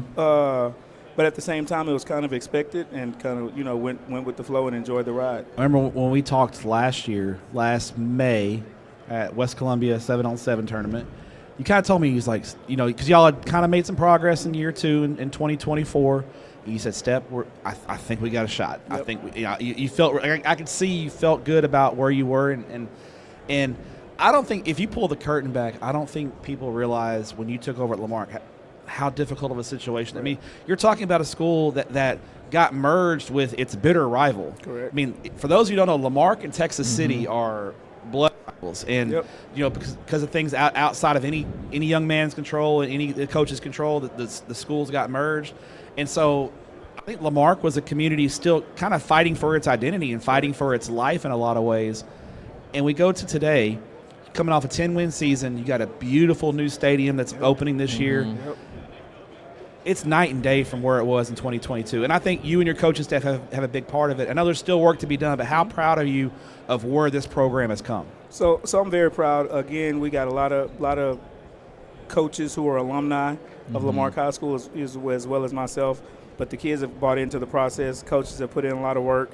And it's been a grind, but we talk about all the time. We enjoy the process and embrace the grind. We knew it was going to be difficult. We knew it was going to be hard. We knew we had to change the culture. Not that the culture was bad, but we had to make it our culture. We also wanted to find ways to connect the past to the present. So we wanted to talk about the success that was had in the 90s and the early 2000s. A lot of our kids don't even understand some of that success. But we're starting to connect the past to the present and helping them find a way to create their own legacy. So the process has been fun. It's been fun to watch. The kids are getting better and better. They're committed to the process. And, I mean, it's just something that's starting to really take shape. The community is behind us. They're happy to see someone and myself who's alumni back in the community leading the program, highlighting some of the other coaches that we have. My offensive coordinator, Cody Douglas, is a Lamarque alumni. Head basketball coach and football coach, Kevin Wilcox, is a Lamarque alumni. My assistant head coach, Clarence Ward, is a Lamarque alumni. My defensive coordinator was actually the outside linebackers coach in the 90s when we won state championships. Oh, wow. So we found ways to definitely connect the past with the present to kind of create more success. And furthermore, you mentioned the success that Lamarque had in, a couple decades ago. We also know that is a football crazy part of the world. That Galveston is County. Galveston County. How did you feel the community as you guys we started noticing. When did we start noticing? Like, oh man, Lamarck might have something. Like, I think right around when district got up, going. Yeah. Did you sense that within the community of people like, oh, we got to go out there and make sure we're around this football team? So we knew it was some buzz going into the season. It kind of really just started to take shape around homecoming because, again, when Lamarque and Tech City merged, it kind of took away our identity a little bit. But around homecoming time, we had a lot of people. There was a lot of buzz going on around homecoming. We had a lot of people come back for homecoming this year. It's probably the most fans we've had at a game since I've been back at Lamarque, and that's when it kind of started to take shape. It really kind of hit me in the playoffs. Like my mom is a diehard Lamarque fan. She's been a Lamarque fan since 1978. Oh wow! Okay. So she was big in the 90s, Booster Club as a parent and as a fan. But what happened in the playoffs is a lot of those older people in the community who stopped kind of supporting Lamarque for different reasons over the years, they started to come back to the first round playoff game. So you kind of had these elder fans. I would say elder. Some of the people from back in the 90s started kind of having this nostalgic stroll down memory lane at the playoff games, the first round and second round, and it kind of grew week to week, starting with homecoming. So, and I was also talking to Brian Randall at Randall High School. He graduated from Lamarque. So I didn't know Randall was a Lamarque grad. Oh yeah, Randall. Yeah, Brian graduated from Lamarque. He's class of '97. I'm class of '98. Oh, okay. So I talked to him the week that they played Texas City, and he said, "Man, like I don't have Facebook, but he said the Facebook was kind of blowing up about homecoming week. A lot of people posting different things that was going on in the community that I didn't even know about. So." There was a lot of hype that kind of started around the homecoming game, and it just kind of carried over through the playoffs. It was fun to watch. Now the goal is you want to take it and take it to a new level this year. You guys played on Thanksgiving weekend last year, and I know obviously we know Region 3 and 4A Division 2 is very tough. We talked to Coach Hickman earlier. He mentioned how tough his district and how tough the region is, but when it comes to Lamarque, I mean I think it's one of those deals where I think when Lamarque is good, Lamarque is a threat. But what's got to go right for the Cougars in 2020? Because now that I think you guys, tough district, Belleville's Belleville. That Hitchcock game, I'm sure, is going to be fun just because of the ties to the two communities, how close they are.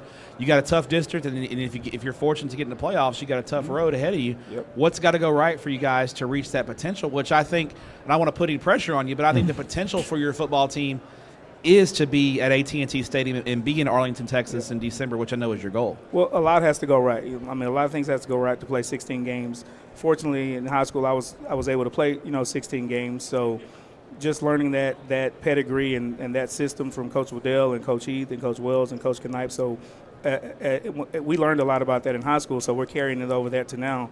A lot has to go right for us to play 16 games. We have to stay healthy. Our kids have to be committed to the process. We have to have, community support. But at the end of the day, the way I was raised in the profession and in football is you play 16 games. When I was in high school, we played 16 games every year I was in high school. I felt like every year Lamarque was playing either Stephenville or Denison in a state championship game. I felt like every year that's what was happening. We either lost to Stephenville in the state championship or we beat Denison in the state championship. So in my mind, 16 games is always the goal. Normal, right? 16 games is the goal. So we talk about all the time. Our goal is to win a state championship. So every day we got to give a championship effort. So we take it day by day. We don't look too far ahead. We set small goals to get to our bigger goals, and every day we let our actions be guided by the goals that we have set. So our goal is to play 16 games, and we're going to take it day by day, see if we can get there. Well, and I know one of your goals last year was to snap an unsightly playoff drought. You guys had not won a playoff game since 2017. And in one of the games of the year, you guys knock off Hampshire Finette in an absolute thriller. That doesn't seem like a first-round type game. Right? That seems like a third-round game. As a Lamarque guy, like what was that night like for you to get Lamarque back to what Lamarque people will say is where they belong, which is winning football games and then playoffs? Well, honestly, going into that week, I was focused on the process. I really didn't think about the result. I was really focused on the process. So we played Hampshire Finette the year before in the first round, and they handled us pretty well. Did not go well. Did not go well at all. So basically, I was focused on the process. I hadn't even thought about the result. But again, coaches did a great job preparing. Kids did a great job staying focused and preparing. respectfully, Hampshire Fournette, really good football team, great program. They had a couple of injuries, and I think that worked in our favor some. But we focused on the process a lot that week, and going into the game, I really didn't know what to expect, especially what happened the year before. So going into the game, kids were prepared, started off pretty good, and realized we were in a game. So I was like, okay, guys, it's not going to be like last year. So we got a chance, we got an opportunity, and basically we just took it play by play, quarter by quarter, and we were able to come out with a victory. And now once that happened, it was a great feeling. Again, some of those there was a lot of fans in the stands that had been there in the 90s that were kind of starting to support us again. So it was kind of a nostalgic feel, if that makes sense. But a lot of navy and gold. A lot of navy and gold in the stands. But after we won the game, it was a kind of a weight off of our back or whatnot. But at the end of the day, we were excited about the win, and we were ready to get ready for the next week. Now, Coach, we got to see you guys. I was talking to Coach Ervin from Ganado, who they did a great job in College Station winning the state 7-on-7. You guys went down to College Station and went all the way to the semifinals, had a great run, losing to the eventual champions in a close game. When I talked to Coach Ervin, we know it's 7-on-7 and it's not the real thing, but for you guys, do you feel like that could be a little bit more of a springboard into 2026 and getting things done? Because I know – I was impressed with you guys. I thought you guys had a great run and you look good. Absolutely. We use 7-on-7 as an opportunity to compete. We use it as an opportunity to build camaraderie. We use it as an opportunity to work on the things that we can work on. We always talk about we use 7-on-7 for what we need to use it for. Find a couple guys who maybe we were unsure about at some positions, but I feel like the kids did a really good job of going down there. They do a good job of practicing on their own during the summer. It's a close-knit group of kids. We went down there. We had some good competition. We played against West Orange Stark. Talked to Coach after the game, and we were just talking about what a high level of competition it was to see that type of athleticism. If you're like a football fan in the 80s or 90s, Lamarck versus West Orange Stark, that is football. That's how. Right. I'm a class 98 guy as well, so that is football that I grew up with. It's kind of a renewed rivalry. We played West Orange Stark. We got to play Bay City at the state 7-on-7 tournament, so a lot of good competition on top of Graham, who was really good to beat us. But we just used it for what we needed for, and I feel like the kids went down there and they competed well, and we use that. Any kind of success we can have, we can use that to build our kids' confidence as we get ready for the season. One of the guys who showed out in College Station and also showed out during the season last year was your outstanding quarterback, Aaron Walker. This is a guy who threw for 2,500 yards or something like that, and the thing that always strikes me is I think he threw 2 interceptions all year as a sophomore. I mean, tell me about this young man and what he brings to your ball club and how important he is to what you guys want to do. Yeah, so Aaron Walker, I think he threw, like you said, 2,800 yards, 30 touchdowns, 2 interceptions. The kid loves football. He's a great kid. He's a high-character kid. He's a high-grade kid. He's one of the hardest-working kids we have in the program. He just loves football. He eats, sleeps, and breathes football. He just texted me this morning because he's afraid because we still have summer workouts. He's let me know he's going to be late, but he's accountable. He'll take his punishment, but the kid just loves football. We talk football all the time. He's always one to watch film. He's always one to get better. Comes from a great family. Family's very supportive of him. They keep his head on straight, but at the end of the day, he's a gamer. He's a baller. He loves football. He loves everything about it. He wants all the work. As the kids say, he wants all the smoke.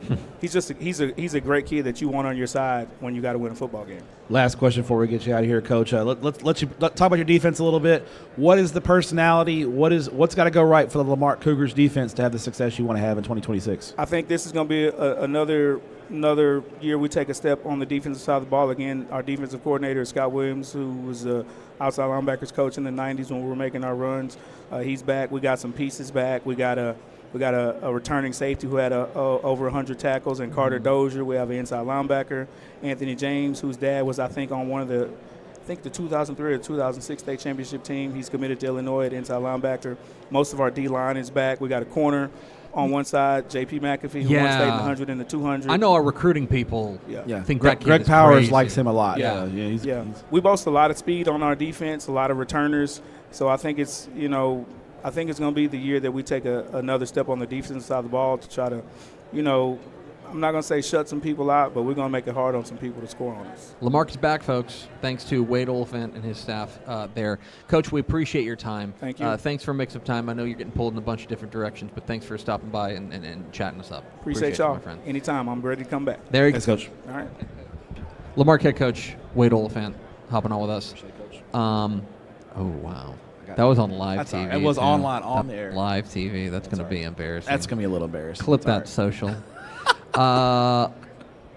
Yeah, I mean, there's been a theme with some of these programs that we've talked about of like powers, whether it was 20 years ago, 10 years ago, programs that used to be like among the very best that fell on some hard times by their standards. Sure. And then are back. And like Lamarque, like we talked about Allen, right? Allen was a program that went through, by their standards, a relative down period, right? It's weird seeing Lamarque go 2-8. Now, It is exactly odd. right. That doesn't feel right. My high school football brain just couldn't comprehend that. But they're back, like capital B back. Agreed. And that district though is fascinating though, because it's just like a total makeshift, like throw everyone It's just together. kind of Houston outskirts. It's Belleville, it's Hitchcock, it's LaGrange, right? It's Brazosport. Oh, I forgot LaGrange is in that district. Yes, too, yeah. dude. It is District 12, 4A Division 2 is going to be one of the most fascinating districts in Texas high school. Speaking of fascinating districts. Oh, yeah. Would you like to talk a little bit about District 17-6A?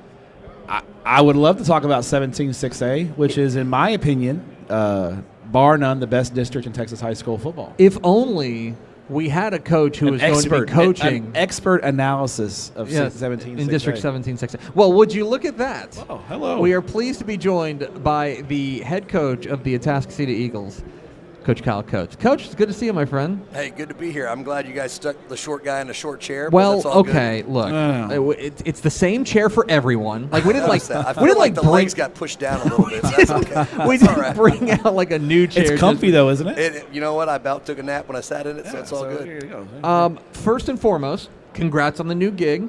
Is it weird wearing the? Have you gotten used to the A yet? Is it it's a new look? Yeah, my wife was joking. She's like, "Oh, you went from Navy to Navy." I was like, "That's more of the push to wear red." I feel like, right? Okay, we're gonna go red. Okay. But no, it's gotten used to it, right? And We saw the school board meeting, and everyone says all these nice things about you, and we won't repeat those on the air. But a lot of what people talk about is like, oh man, like coach such a great fit for Atascocita and stuff like that. But I want to take that question and kind of flip it. Like, what about Atascocita was the right move for you? Because you had a great thing going at College Park. What about Atascocita was the right move for you? So my defensive coordinator, Coach Stephen Howard, had been at Atascocita prior. I think it was there 17 through 20.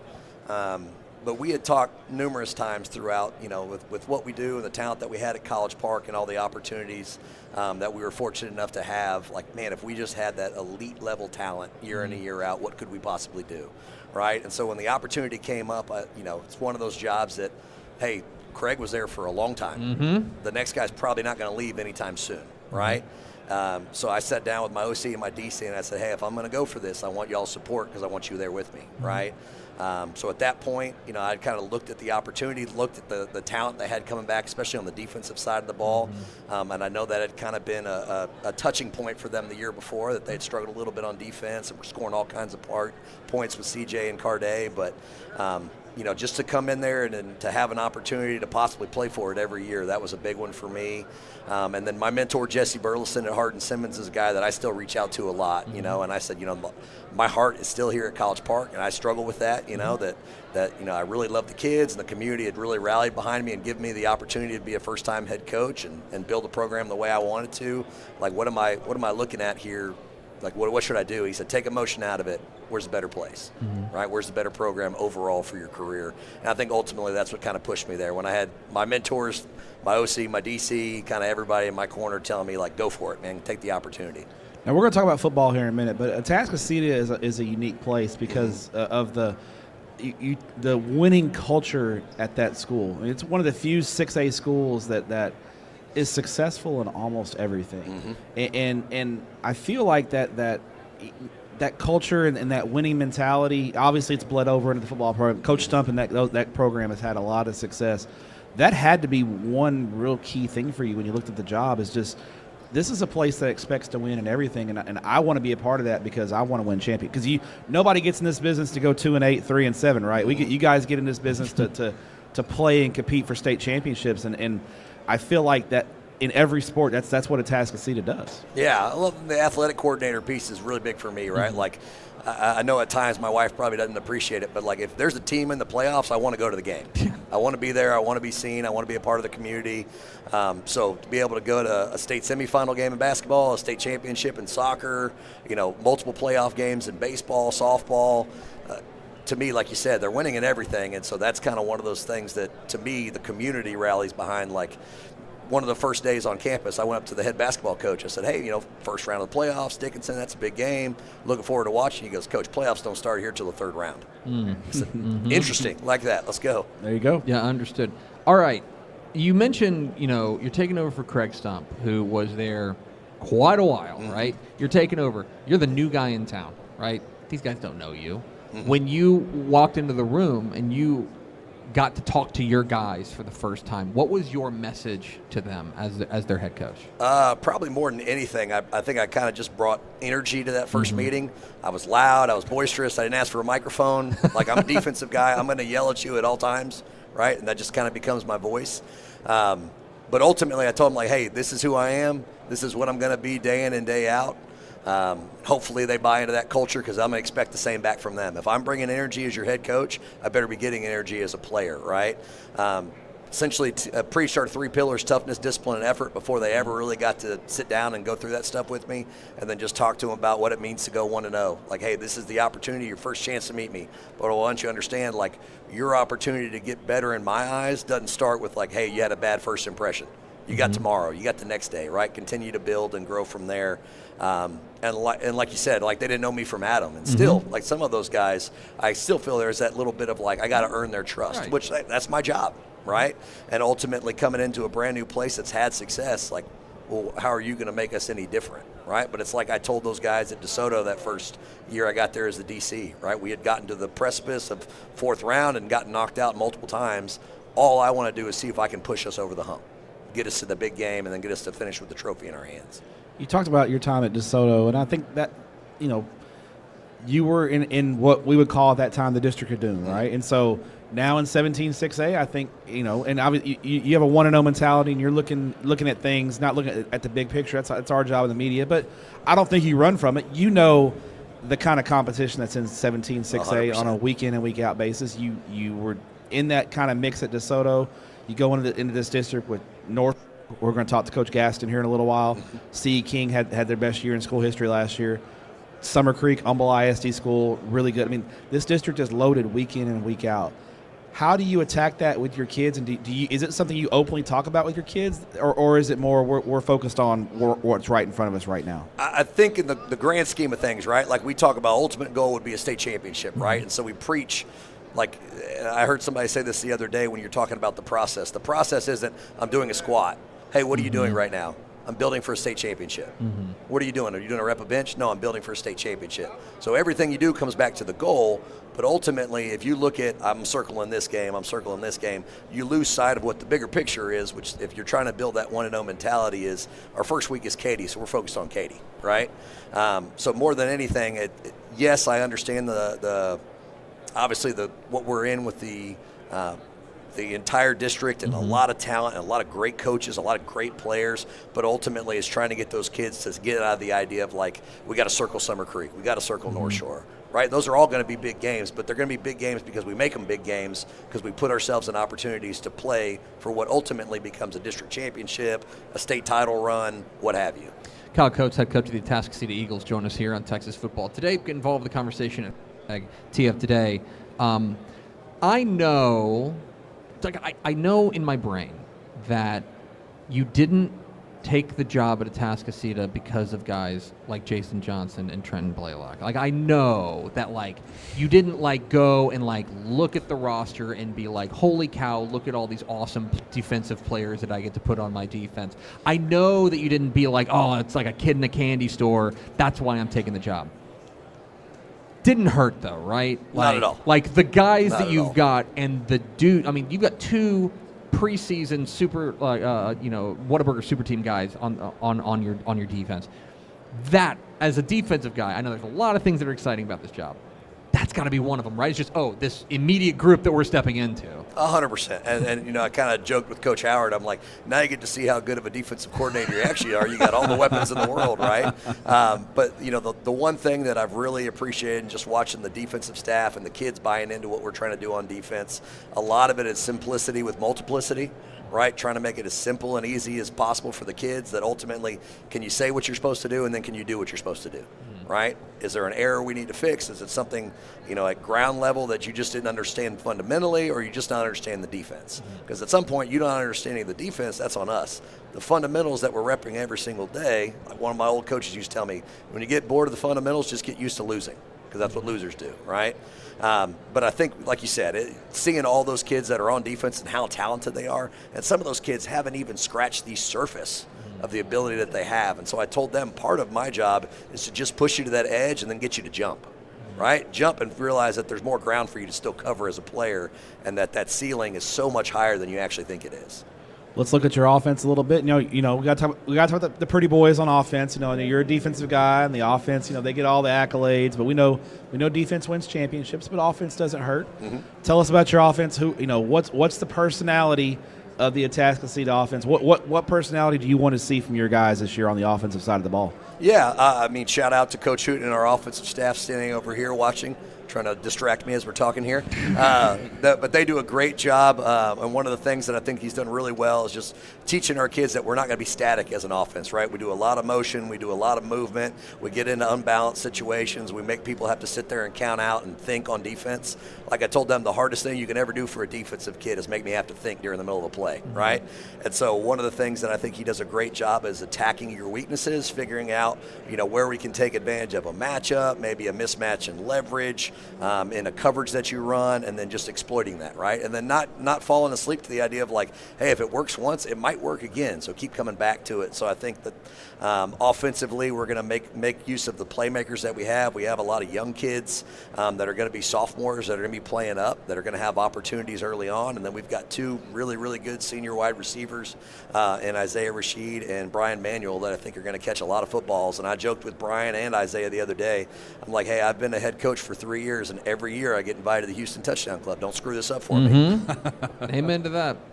All right, Coach, finally, I want to ask you, you are not only are a 6A head football coach, got a lot going on in your professional busy life. guy. You got two kids. Mm-hmm. They're 3 and 1. Is this correct? 4 yesterday. 4 yesterday. 4. Okay. Shout out Calvin Coates. Turned 4 yesterday. Calvin Coates turned 4 yesterday, and we went to NASA for his birthday. Oh, sick! So I apologize to some of the guys. I missed your talk yesterday, but no, that's awesome. Yeah, no doubt. So we went to NASA. Do not apologize. NASA's way more fun. Yeah, no I'm doubt. sorry. Yeah. Go space. All right, it's 4 and 1. Uh-huh. So I got a 7 and 4-year-old at home. Are you just tired all the time? Uh-huh. Okay. Yeah, that's all I got. So we still live in the Woodlands. Yeah. Right. We got into a situation where we owe more in our house than we can get for it. Mm-hmm. Right. I know a lot of people. Stephen Howard will teach you finance. He hadn't taught me yet, but he'll teach you finance. Okay. But we had an opportunity to stay in the house, and I've just been driving. So I told my wife, I'm like, hey, the good news is I get up at 4:45. The bad news is I go to bed about midnight. Right. Yeah. So at some point, this gray is going to just spread all the way out. Are you and coffee best friends? Oh, that's coffee, energy drinks, you name it. Okay. How do you take your coffee? The first one has a little bit of cream, the black after that. Black, that's right. Okay. That's the only No one. Riley Dodge, The only- pumpkin spice. No, The no, only legendary Riley Dodge, but here's the pumpkin thing. spice. Let me tell you something. That's a defense versus offensive guy. no doubt. Defensive guys that's are true, black that's coffee true. guys. Yeah. Plain and simple. Like Okay. the The first- offensive the guys, first the one pretty, I will say the we pretty do the boys on cream, offense. yeah. The first one, okay. The pretty boys on offense need the Splenda and need The drive-in coffee, like when Yeah, I'm doing that's that fine. 45-minute drive, Sure. the drive-in coffee. I need a get little that. That's something. fair. But then it's black coffee after that. The rest of the day. I think I'm a defensive guy at heart because I'm black coffee. Okay. He's Kyle Coates. He's the head coach of the Atascocita Eagles. Coach, again, congratulations on the new gig. We are so excited to watch your boys in the fall and excited to see what you guys do in the District 2. Appreciate you guys. See you Thank week y'all. 2 versus Steele. Yes, sir. That's right. That'll be great. There he goes, Kyle Coates, head coach of the Atascocita Eagles, hopping on with us. Excited to see what they do with this program because it's a new look. Thanks, Coach. It's a new look program. Because obviously we've just gotten so used to seeing Coach Craig Stump on the sideline. He retires after 13 years there at Atascocita.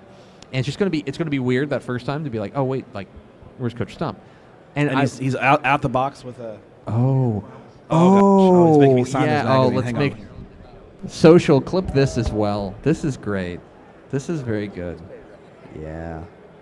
Yeah, zoom in on that. This is good. This is good content. I hate you. I hate you. I did make a promise. I did make a Look promise. at you. You're fancy. Whatever. Is it fun being a celebrity? Shut up. I'm excited to see what Atascocita does because Yes. they're gonna like a lot of. And he's opening up with a really just nice and easy first game. Yeah, coasting in Katy. They're playing Katy, no big deal, right? Yeah, as if like their district is going to be easy. It is it's a fascinating team because they're going to look different. Yeah, so different because not only the head coach but also like Cardi Mack is gone and like a lot of the key guys that we've gotten to know over the course of the years are gone. One of our favorites joining us here. Yes, one of our very favorites. It's going to be fascinating. I think they are the. Well, no, real quick. I mean, you got Katy and Steele week 1 and week 2. Like we'll find out real quick about that. In that district, they're the highest variance team. In that, you know what I mean? Like they're the team that would it like if would it surprise you if they like won the district? No, it wouldn't. That's the thing. But like that district is so tough that like there's so many good teams that they could finish 5th. Yes, you know what I mean. Like, just that there's such a high variance, and they're the wild card in that district because we kind of have a feeling what North Shore is going to look like. We'll have Willie Gaston on here in a little bit. Kind of know what Summer Creek's going to look like, right? Mm-hmm. CE King goes without saying. Atascocita is that team that I think there's a little bit of mystery in it, but I think that they're going to be really, really fun. I'm excited about it. I know they're going to be a high energy team, so that'll be a lot of fun. We're rolling here on Texas Football Today live from the George R. Brown Convention Center in Houston at the THSCA Coaching School and Convention. Courageously carrying on into hour 3. Thanks again to our friends at the Arlington Sports Commission. You guys are great. You guys love Arlington. Shout out to Maya in particular. Maya's great. Maya's the one that we guy, really like at the Arlington Sports Commission. Another guy that we really like is in the hot seat now. And a guy who I think likes Arlington as well and hoping to be in Arlington. He is familiar. We are pleased to be joined by the head coach of the Tidehaven Tigers, Coach David Lucio. Coach, thanks for taking time. I know you're used to signing things around here. Matt, that's the first time Matt Steps has been asked to sign Matt. That was pretty impressive, man. I got a little teary-eyed watching that. Jeez. Good Lord. How are things in Tidehaven, America? How are things in El Matón? They're doing well, Thrilla. man. Yeah, the Thrilla. We got a replace a lot of starters, but I got some fellas coming up, so we're pretty excited about the season. Go ahead. I was gonna say you took it right off the top, Coach. You know, you graduated, I think, an incredible senior class and a group that I know was special to you and special to that community. And unfortunately, despite your asking the UIL for a 5-5 eligibility like in the NCAA, it didn't happen for you. But you've got some young guys, and who I think are very, very talented. But with playing young guys becomes those ups and downs of playing babies. How have you attacked the off season, the spring, talking to these guys and trying to get them up to speed as quickly as possible? Yeah, well, I mean, we have some advantages in that at Tidehaven we're 3A D2, but we have probably like small 4A numbers, so we 2 platoon, and we might be one of the few schools in 3A D2 that 2 platoon, true practice and everything 2 platoon. So that'll allow my young cats to get a lot more reps in practice and all that, and I think the learning curve will shorten because of that. At least that's what I'm hoping. But either way, though, to get really experienced, they got to be out there in the battlefield on Friday night. So we anticipate some mistakes here and there, and then as the season goes on, them narrowing down.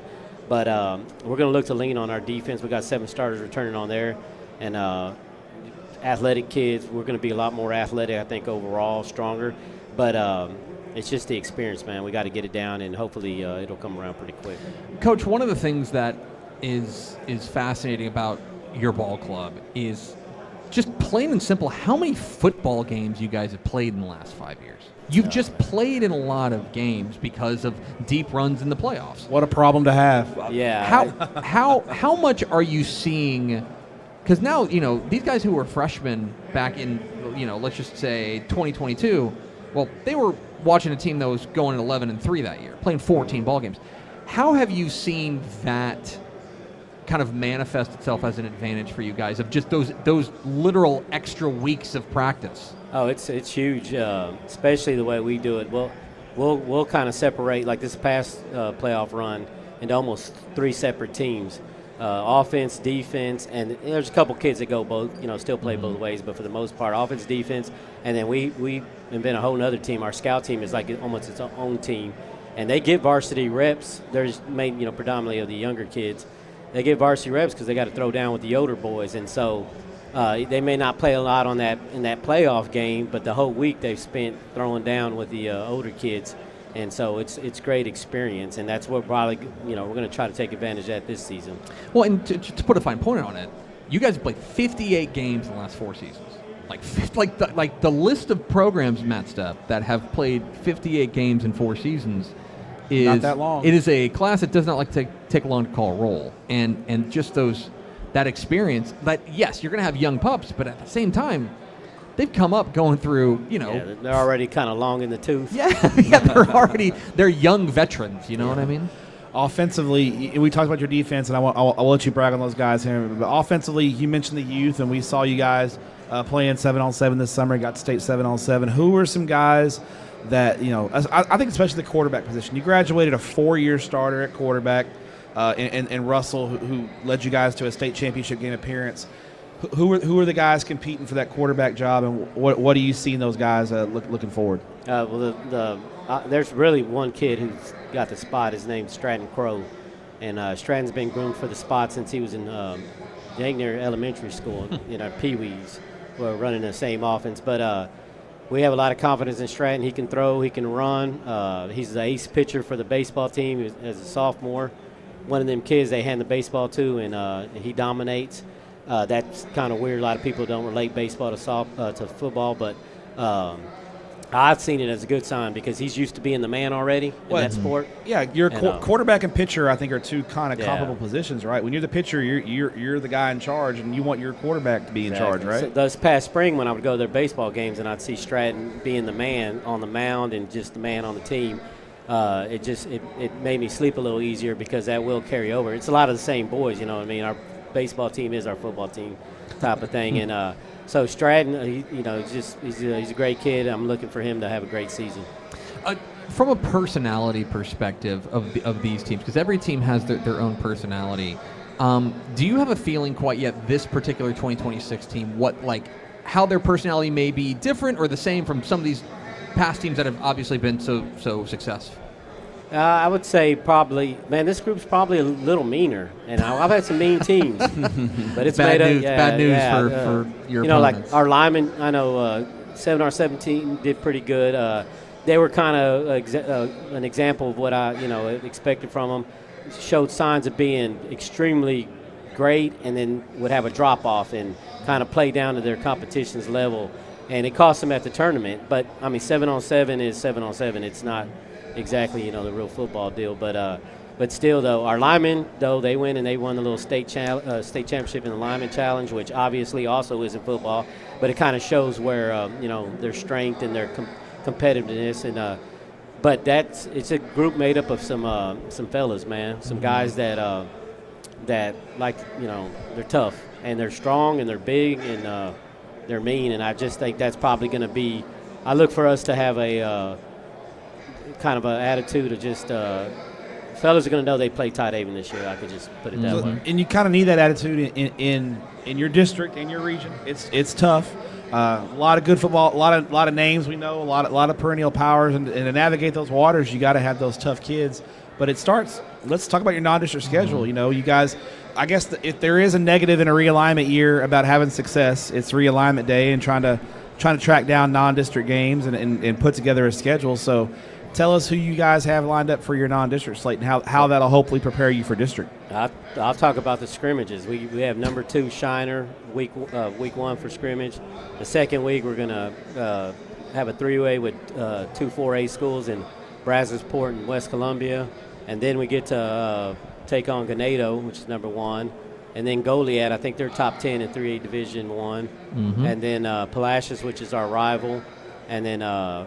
In Palacios, they're as of right now not all that up, but when they play us, they they bring it. We're their Super Bowl. And so then we have week 4, Hallettsville, which is always a tough team. So, yeah, man, we're going to come out the gate. Schedule all those cupcakes, Coach.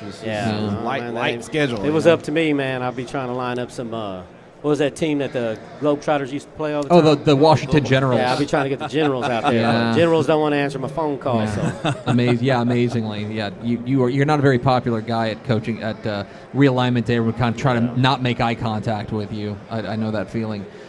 This is, but one of the other things about it is that, like, you look over the course of your tenure there. How do I say that it's not going to sound disrespectful? You're not afraid to take a loss.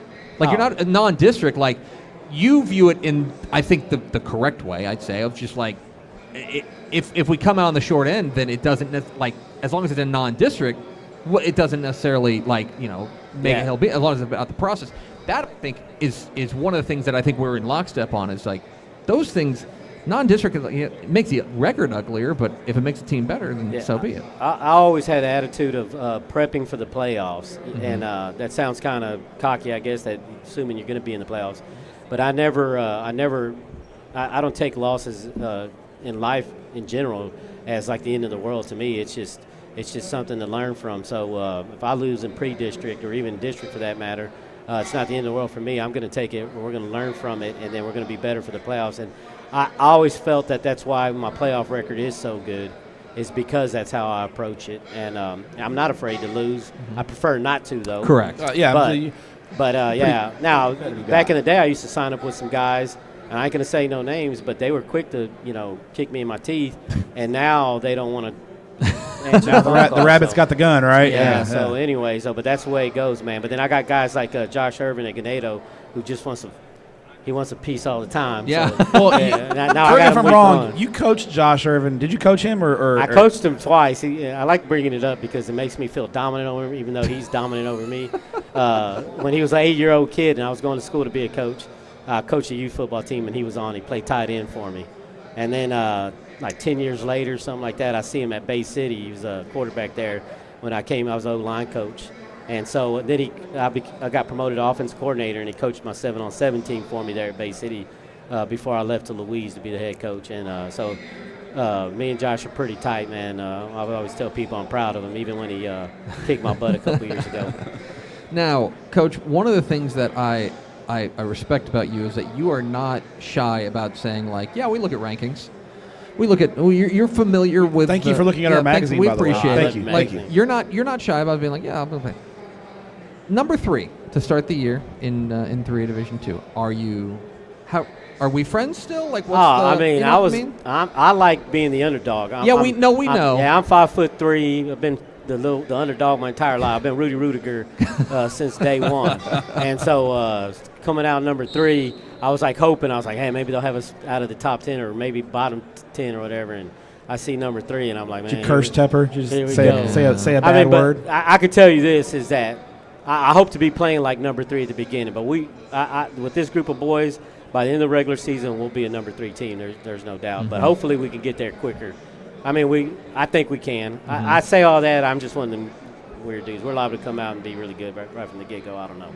Is it one of those things that when you're playing such a young team, you have to kind of live with those early mistakes, especially early? Oh, yeah. It's I'd be a fool to not tell you that first-year starting quarterback, he's going to make a couple mistakes. I'm replacing 4 of the 5 offensive linemen, and a lot of people go, oh, man, but these 4 that I'm replacing them with are bigger, stronger, meaner. They're a nasty group, and I've been looking forward to them for years.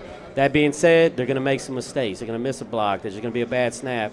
And as the season goes on, if we're doing our job as coaches, that's going to slim down more and more. That's where the 2 platoon comes into play, that I'm hoping that slimming, comes over faster. And but defensively, anytime you got rookies or whatever, there are going to be mistakes. And I would be an idiot if I didn't anticipate them. And so we're anticipating them. In the meantime, though, I think we're still going to be salty enough to where we can get over it. And by playoff time, we're going to be pretty nasty. He's David Lucio. He's the head coach of the Tidehaven Tigers, the number 3 Tidehaven Tigers. Dave Campbell's Texas football. Pick up a copy. You're welcome, Coach. Yeah. We appreciate your time as always. I just shout out. I see my wife over there, and she comes with me to coaching school. She loves the girls. The Wives Coaches Association. Oh, we got her. Too. But this morning I wanted to look good for y'all fellas, so I went to we don't share a restroom at home. We have our own. It's got a big old house, and I went in there, and there's this little can. I was like, man, I don't have much hair, but I'm going to try to spray my hair down. You look good, Coach. You look good. You're looking sharp. Sprayed it on my head, and it turned out to be some kind of fancy deodorant. I had to get back in the shower. And wash it out. So anyways, love you, wife. Shout out to Mrs. Lucio and her husband, David. The Lucio. real boss of that and these big old guns over here on Mass I'm telling you, man. I was about to do some push-ups over here so I can look a little swollen up. Jacked. Jack, Coach, appreciate your time, my friend. Appreciate it, brother. We'll see you in Arlington. How yes, about that? Yes, sir, man. That's appreciate it, Coach. There he goes. David Lucio, head coach. One of a kind. Tidehaven Tigers. Boosting the ratings around here. The deodorant working great. There you go. We are Texas Football Today live from the THSCA Coaching School and Convention in beautiful Houston, Texas. H-Town. Bravely in our third hour of live broadcasting. Just heroes. We got 4 more guests to go. We do. Today. We do. 4 big and in fact, let me think through them. State champion head coach. Yes. State champion, a guy who, let's see. We have a reigning state champion head coach on deck. We got a guy who wouldn't surprise me if they won a state championship this year. And another guy who has won a state championship in the last couple of years. That's a tease. We'll get to the reigning 6A Division I state champion. Coach Willie Gaston of the North Shore Mustangs will join us in just a moment after this quick commercial break. In Texas, football starts long before kickoff. Early mornings, long days. At Huntington, we're here for it all. From preseason grind to Friday night lights, we look out for you. Huntington Bank. Pour some sunshine with new First Light Community Coffee's first ever light roast. This blend has notes of honey and brown sugar that will brighten any part of your day. Try First Light now at communitycoffee.com. Hello, Candace. Not you again. Me again. Remember our last oil change? Your boyfriend said he knew a guy who knew a guy. None of those guys knew what they were doing, including you, Todd. Silence your oil change anxiety at Valvoline Instant Oil Change, where you can watch our experts change your oil right from your car. Thanks for coming in. And finish in about 15 minutes. Valvoline. Service you can see, experts you can trust. Friday night football is here, and Hometown is trusted by thousands of schools across the nation to make game days effortless. Sell tickets online, easily scan them at the gate, track sales in real time, and keep your community connected with a free athletic website. Make every game a Hometown game. Visit hometown.com to learn more. Every legend starts with a vision. For Dave Campbell, that vision was clear. Tell the story of Texas football like never before. In 1960, he built something no one had before, a magazine that became the Bible of Texas football. Coaches, players, and fans didn't just read it, they lived by it. His words shaped the game. His vision built a legacy. And his name? It will always be written in the story of Texas football. Dave Campbell's Texas Football, where legends begin. Back here at the George R. Brown Convention Center in beautiful Houston, Texas, it's Texas Football Today, live from the THSCA Coaching School and Convention. Thanks to our friends at the Arlington Sports Commission for making it happen. Greg Tepper, Matt Stepp, and a guy who knows something about Arlington. He's been to Arlington a few times. He has been to Arlington a few times. We're pleased to be joined by the head coach of the reigning, defending, undisputed 6A Division I state champions, the heavyweight champs of the world, as far as I'm concerned, the North Shore Mustangs, Coach Willie Gaston, join us. Coach, thanks for welcoming us to your city. Hey, thank you guys for having me on here. Welcome to the H-Town. I hope you guys having a great experience, eat some good food. Coach, you know we can. You know in Houston we're gonna eat a good meal. Yeah. You know we're gonna get something good to eat. You know, so I need to go back over to the east side and hit some of those great wing spots on the east side. Oh, yeah, you know we got a great spot over there. Bonfire Wings. Bonfire Wings is elite. Hey, one of the best. It's really good. Coach, I want to go back to last year's state championship game, which I think the way that it played out, not necessarily that you guys won, but just the way that game went surprised some people. including myself, I didn't think it was going to go that way. Did that game play out? Did it surprise you the way that game played out? I think the game played out, exactly how I thought it was. Early in the week, we did some things differently that we was going to do offensively, of not being as aggressive and just making sure we're playing true, smart football and complementary football. I told the guys throughout the week, please do not allow for me to go for it on fourth downs. Let's punt the ball. Let's make sure we flip the field and let our defense do what they need to do. You guys know how long Garrett Cross has been there. The job he does with our defense, the way they played in that game, they played exactly like I thought they could have. It was, and obviously when North Shore and Duncanville play, it's generally that kind of football game, just a physical, close to the vest football game, knockdown, drag out, just a, I don't want to say a war, but it was just two physical football teams playing each other.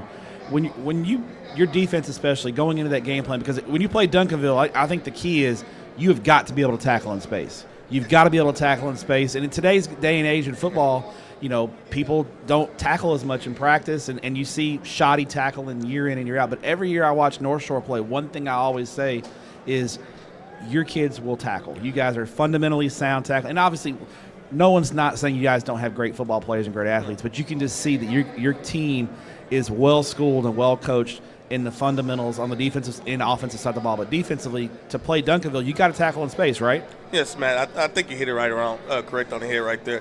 I think too many times people always want to just credit everything to we just got these great athletes, and the coaching is not doing anything. We got some good football players, but we got some really good athletes. And you watch these guys go in and practice, and we're working, tackling, some type of tackling every day. And just to see Coach Cross do all this with those guys, and to see those guys that put that on the field from the practice field to the game field. Again, when you're playing a team like Duncanville with the athletes they got, you got to make those tackles in space. And just knowing the way that North Shore and Duncanville games have gone in the past, obviously you guys get the fourth down stop and take over. Were you still just clenched up, even until it hit triple zeros? Well, it ain't over until it's on zero. So again, you still got to go out there and execute. A play is the victory. Even a kneel down, you got to execute the snap, so right? You're trying to go up in there and you got to execute victory. And these are situations that we work a ton throughout the year. But again, it's high school kids, and it's a big moment, it's a big stage, and you never know anything can go wrong. Is it a bad snap, a drop snap, and stuff like that? So it's not done until it's done. Coach, the North Shore, you are part of the North Shore community. You played for North Shore. You've been there coaching for a long time. And I know it meant a lot to you, obviously, to win a state championship as the head coach. And from your journey when you took over for Coach K, obviously you didn't run from the expectations, and you knew what you were getting into when you took this job. But, the fan base expects a lot. And when you guys didn't have the success your first couple of years that you wanted to have, people get on the message boards, they get on the forums, and they talk about you and talk about your program. And you lived it. You blocked out a lot of the noise and just focused on the task at hand. But when you had a chance, how much time did you give yourself to just take a step back and just enjoy what the accomplishment was? Because it's so – I guess people think, it's just easy to win a state championship when you're at North Shore, but it's so hard to win a state championship. Did you give yourself a moment just to smell the flowers a little bit? Again, at some point you always got to reflect and go back and at least understand what this accomplishment was, right? Again, this is a hard thing to do in our state, to win these games. And I know so many teams in our state make it look easy year in and year out there in this situation, and everybody wants to win. The fan expectations of they want to see you win them all. But again, this is a thing we've been building for a long time. When John Kay was there as the head coach and I was his OC, we was building this whole process to continue to be a good team year in and year out. And again, I can't go to a message board because I really don't take too much time looking at it. But I got friends You're smart for not looking at it. I got friends that tell me about it, but then I also got friends that want to fight my battles for me because they know how hard it is to do. And I think sometimes as fans we can get spoiled and seeing something that's happening out of the norm and thinking, it's a normalization of things, but it's really not normal. You look at a team like Saco who's been to 5 straight. You look at what DeSoto's done in the last 3 years. You look at what Duncanville's doing. You look at what North Shore's done. You look at what Westlake has done. So a lot of people get spoiled and thinking that's the norm. That is not normal. And it's the exception, right? Exactly. So, again, with all that said, but I had a time, and like I tell our guys, sometimes we get so wrapped up in coaching that we forget to celebrate the successes. The same things we try to tell our athletes, hey, celebrate success out there in the field. The same thing I want these coaches, our coaches, to do is celebrate the success we had, because this is not an easy thing to do. And again, we can't take this for granted. Looking forward to your 2026 team, and a team we think pretty highly of. When you take a look at this team, do you have an idea quite yet of how this might be different from past North Shore teams? Do you have a feeling quite yet on what this team is going to look like?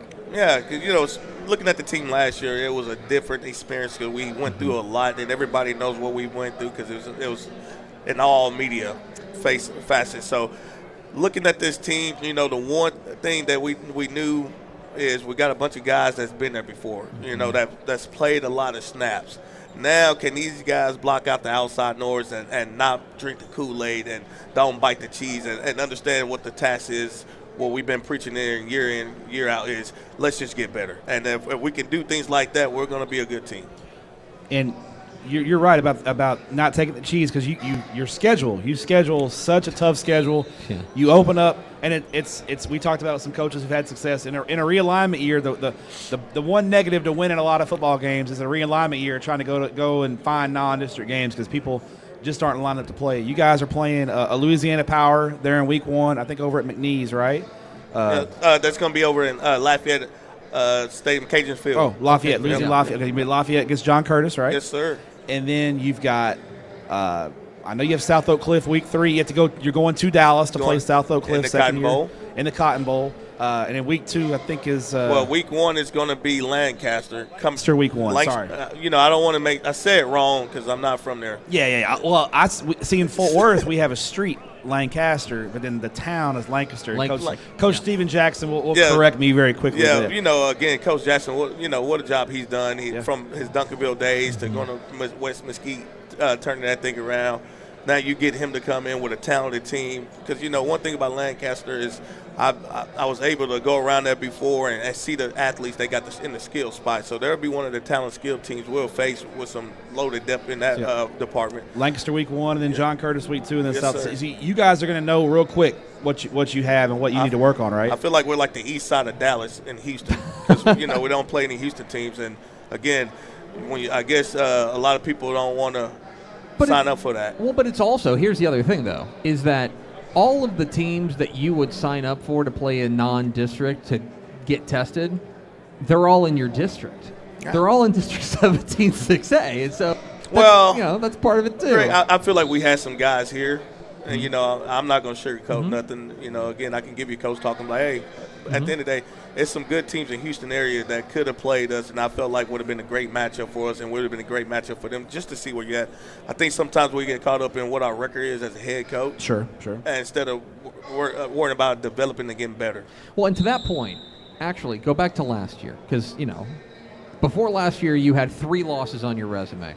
You took a 4th in week 1 against South Oak Cliff in a pretty wild game, right? 41-31. And yet, would you say that was a really important moment for your ball club that led you to a state championship? I think, I took 2 losses last year, and I think both of those losses, we learned a ton about what we needed to do.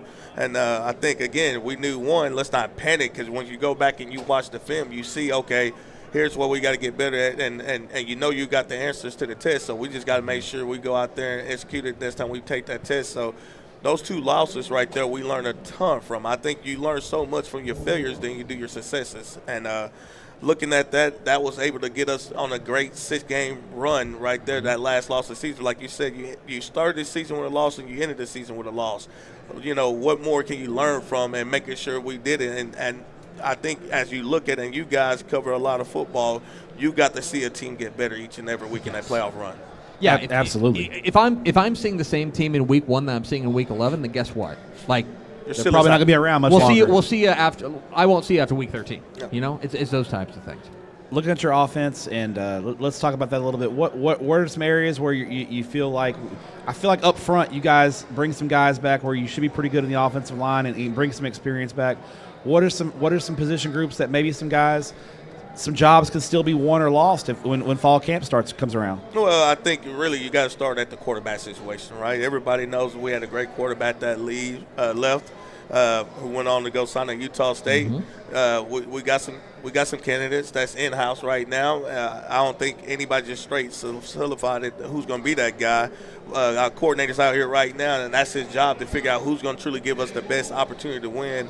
I think we have a guy that we have in mind that who can do that again. But our biggest thing is to make sure that competition is open and fair. Like, again, it's going to go to the guy that gives North Shore football team the best chance to win. When you're at North Shore, you got to compete every day, right? There's so many good football players that you guys have in your program, and I know you and your coaching staff really encourage that atmosphere of competition. And it's if you get complacent, somebody's going to take your job, right? Absolutely, and you got to show up every day. So again, looking at that spot, I love the way we are at the receiver room. I love what we are at the running back room, and I most definitely love the way we are at the O-line room. So again, that makes you sleep easy at night when you're offensive line. Easy. Yeah. So again, we got to find the guy that gives us the best chance to win, and who's going to protect the ball, and who can actually help creating extensive plays. Last question from me, Coach.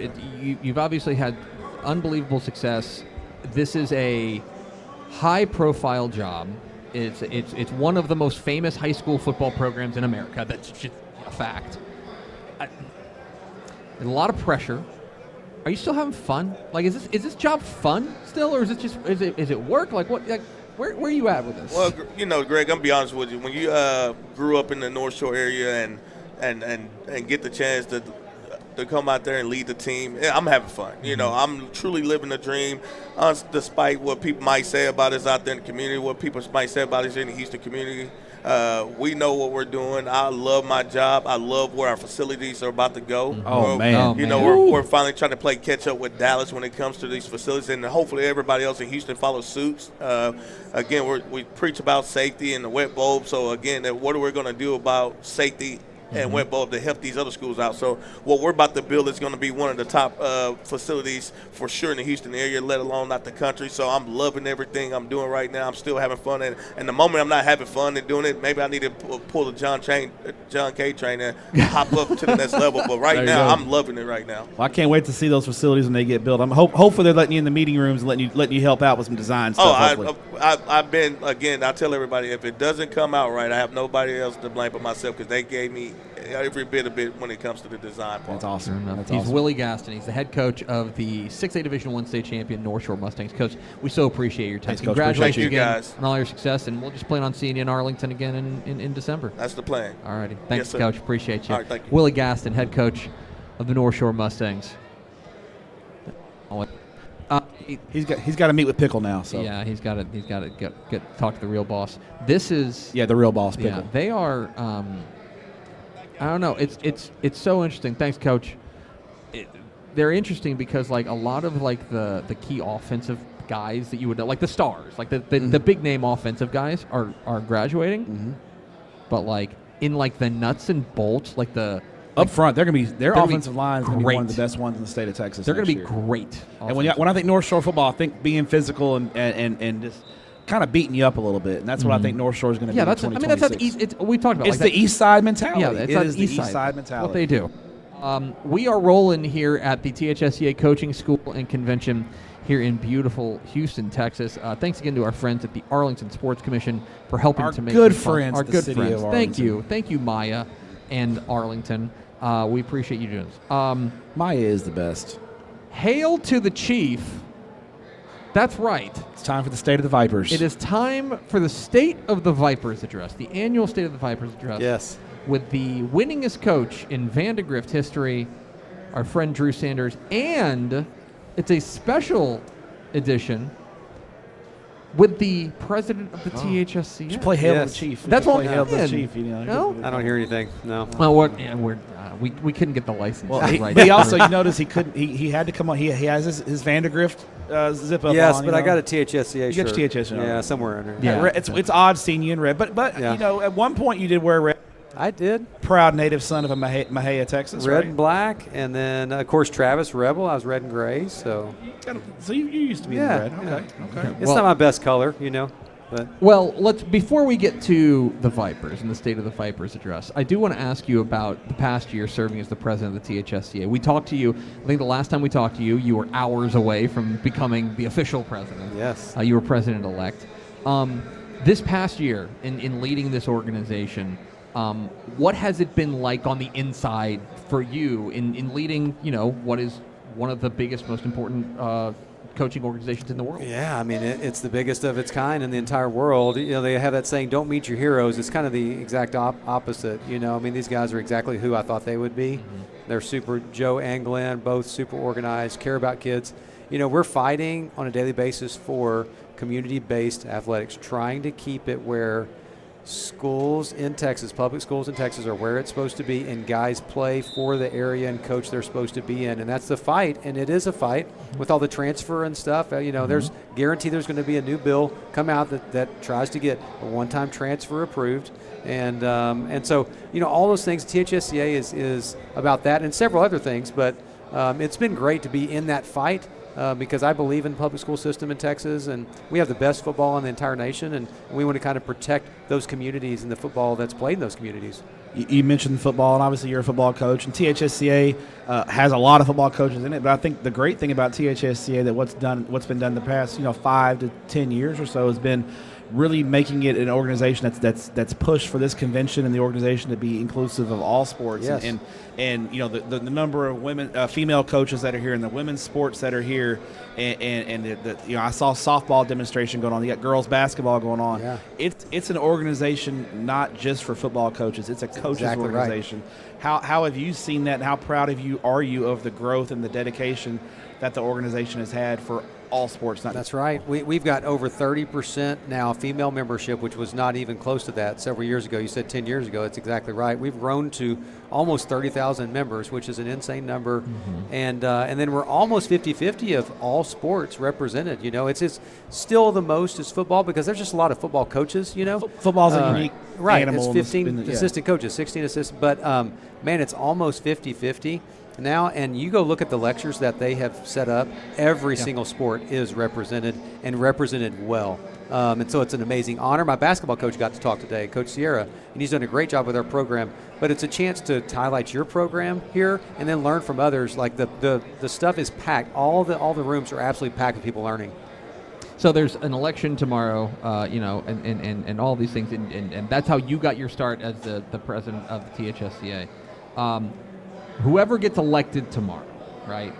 What advice would you give to them now as your term comes to a close? Yeah. What advice would you give to them?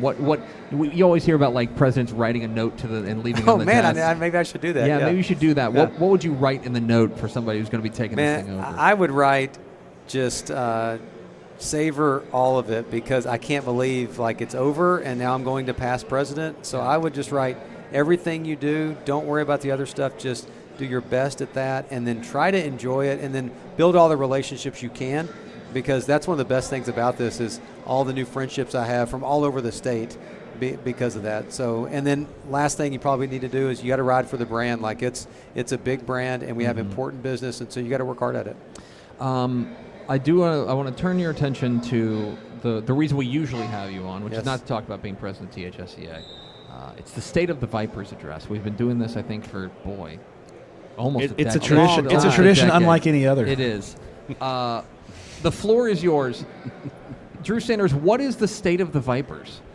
I think the State of the Vipers is strong. It was, one of the hardest things to do is come back from a state championship, and you wonder how we will respond. Are we going to be complacent?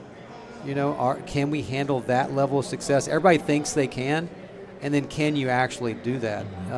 Because it is a huge amount of patting on the back that happens when you win your first state title. It's insane. It's unlike anything I've ever experienced in my life. And I was really proud of the way that we played the entire season, making the Final Four, losing to a strong CE King team, kind of revitalized program there. They've done a great job there. They're coached so well, and they're very talented, so that's generally a bad combination for the opponent. Yeah. Tough. But, I'm very proud to win 12 games and win another district title. We had so many different, unique problems, but the biggest one we had that we had to overcome this year because it's always about how you overcome. Everybody has obstacles. Was our quarterback. We all know Miles. We went 4 weeks without Miles being able to throw a normal forward pass, but yet he was still playing, or we were playing with our third string because our second string was hurt, Gavin Custer. So we played with our third string for at least 2 games. He started 2 games. We won a district title against Round Rock with our third string quarterback. Blocked a field goal, returned it in overtime for a touchdown walk-off win. That was an insane way to win our 8th district title in a row. And, I'm reminded of winners just find a way to win, and our guys are starting to expect to win no matter who we play or when we play. And it was a really fun season reminding me of that. And then, of course, beating Westlake for the first time in our first round playoff matchup, epic game, 16-14, came down to a game-winning field goal by Wiley Olson, who's now at SMU. That moved our program forward. That was nice to see that we were finally able to beat a great program like Westlake. I think we were 0-3, so that got us in the win column there. And then, now we're looking forward to this year. We're in Region 3, and so we have some very unique, different districts. Yeah. So we have some unique things to talk about. I was gonna. You took my question there. Region 3. When you got the packet on February 2nd at realignment, and did you for a minute think the UIL left you off because you were looking through Region 4 and you're like, where are we at? You're like, how embarrassing for the UIL. Absolutely. I'm like, how could they forget a state champ, But yeah, then I slid over and we were chop liver over here. Yeah, the very last district in Region 3. Never been in Region 3. And so it was more of kind of like a shock. I was knew that I'd be in with Leander ISD. Everybody had said we all had 6A numbers, or for the most part besides Glenn. And but just surprising. I had no idea it'd be 7 teams, four non-district games. That's the most I've had in a long time. And then now we're rolling Houston right away and stay in Houston until I guess that would be the semifinal. Yeah, so a lot more travel. I mean, so let's talk about that first. The four non-district games, which means you're in a 7-team district, which is an odd number. And so that bye, where did your bye hit? I won the coin flip on that. I got the bye right before district starts. So you're the lucky. You got that because whoever has the week 11 or week 10 bye, that's tough. Yeah, that's a lot tougher. Yeah. And then now you look at your district play. That getting one of those top 2 seeds is going to be really vital, right? Oh, yeah, Vista Ridge is very important. As far as whether we go up or down. You don't want to have to travel. Vista Ridge is a great program. Yeah. And so, we'll see what they do. They easily could be in the playoffs. I think they were picked 5th maybe by y'all. But, y'all, I'm sure that was a toss-up. It's they're going to be in the playoff mix. They always are. Your district is one of those districts where I have to call you pretty early and go, okay, Coach, what's the tiebreaker situation like? Because it seems like every year there's 5 or 6 teams fighting for those 2. I know for yours, you're happy you've kind of been above that and been able to kind of be clear of those tiebreakers. But you're week in and week out, district play, whether it was 25 6A or now 24 6A, every week's a grind, right? Yeah, we don't know who we're playing by the end of the year until the very, very end, But, yeah, it's a grind. But that's the thing about 6A ball that a lot of people don't understand is, like, there's no easy outs in 6A. No, so kind of used to that. Yeah. Talking with Drew Sanders, head coach of the Vandergrift Vipers here on Texas Football Today. Get involved in the conversation, #TF Today. When you take a look at this particular group of Vipers that we're going to see on the field in 2026, what excites you about this makeup of roster? Well, we played a lot of younger players because we had a kind of an injury bug in the year, so we had several sophomores start for the first time in a while. So that's positive to see some juniors with some experience. Our lines will be strong again, I feel. That's generally one of our strengths. I like our O-line and D-lines again. And then we've got a couple of twitchy receivers, which I'm happy about. Our running back room is good. We had a guy that was hurt all last year, Gavin Custer, that will be battling for the quarterback job, along with another young man named Colin Williams, both seniors. They'll be battling. But my running back room was really a little light last year. I had to move up a JV young man named Evan Williamson. He only rushed for 3 touchdowns in his first playoff game. And so he's back. He'll be a junior. And his other running mate, Preston James, he was injured all last year. And so 2 of our fastest guys did not play a snap for us last year. Wow. And so they're both back this year. So we're excited about having some speed back on the field for us, and Gavin Custer, quarterback/receiver, and then Preston James. But and we got some question marks at linebacker we got to figure out, and a couple at secondary. Final question before we get you out of here, Coach. You talked about your as THSCA president, but I want to flip it a little bit. there's a lot of guys here at the convention, coaches who are first, second-year coaches, just getting their start in the profession. I know you were wide-eyed and bushy-tailed at one point coming to your first coaching school. What advice do you give to young coaches how to handle being here at coaching school and how to get the most out of it? I think you just got to. It's probably like a lot in life. You just got to have a good balance. You know, I mean, you can't go to do all the social things, and you also shouldn't just go to all the lectures, and you shouldn't just be walking around the convention getting free pins. You know, I mean, you got to. Even though we love coaching free school pins. bingo. Yes. I think it's a good mix, and you know, as I've moved up the ranks throughout my coaching career, it's the connections. And it's also the knowledge and trying to be a good coach. Like, it's all of it that has affected me in my career. And so I think that a good young coach should know, like, all of it's important. You never know what next connection happens when you go to that social and you get introduced to that one athletic director or head coach that you start to talk, and that's a great relationship. And now he hires you when the next opening happens, right? Yep. So anyway, I think that's the advice I would give. Last one from me. You've won 158 games at Vandegrift. We've talked about you're the winningest coach in Vandegrift history. How much of your career at this point is just trying to push that record out of reach for anybody who wants to come? You know, well, I do have a koozie that my buddy made for me that has the winningest coach, has a picture of myself. I'm so humble. Yeah, I normally wouldn't use it, but I'm so humble that I do. But it has the winningest coach in Vandegrift history, and so, you know, that's always fun. But it would seem like I'm obsessed with that title, but I'm not. But I don't know. Tepper's more obsessed with it. I mean, it is a pretty cool title, though. If you need to be humble, you are also the losingest coach in Vandegrift Thank you, history. thank you. Like, I appreciate that. Just, like, that's true. So if you just need absolutely somebody true. to cut you down aside, like, I'm your guy, man. Yes, absolutely true. So, no, I love being at Vandegrift. You know how much you cut me open. I'm bleeding black and silver. So I love the Vipers, and I'm excited to go see this year's version, see what we accomplish. And the state of the Vipers is strong, folks. Thanks, man. So says the THSCA president for what? Another like 24 hours? Yeah. Your watch ends election's tomorrow, right? Well, yeah, but Wednesday officially. Wednesday officially. Okay. Okay, so you got one more to go. So go up and get your picture now with Drew Sanders, Yeah, head coach sure. of the Vandegrift Vipers. Coach, appreciate you stopping by Thanks, as Coach. always. Appreciate my it. friend. Appreciate Good to see y'all. ya. Drew Sanders, THSCA president, and the head coach of the Vandegrift Vipers. I think they're going to field football team. Region 3 Vandegrift Vipers. I got to get used to that. Region 3 Vandegrift Vipers. Yeah. Well, that is a weird one, but no, excited for them. They were hammered by injuries last year, which I think makes them they were a hard projection. Yes. Because they were hammered by injuries, and they had their normal graduation losses, but then also they were pretty good and made it to the semifinals. They were one of the teams that was hardest to project, I think, out there. We're in the Austin portion of the show now. We got another guy from the ATX jumping on with us. We are rolling here in hour 3. We've got big name guests on. I don't want to throw around the term hero. That's right. But, hour 3. But I feel like we are heroes. We are pleased to be joined now. What's up, man?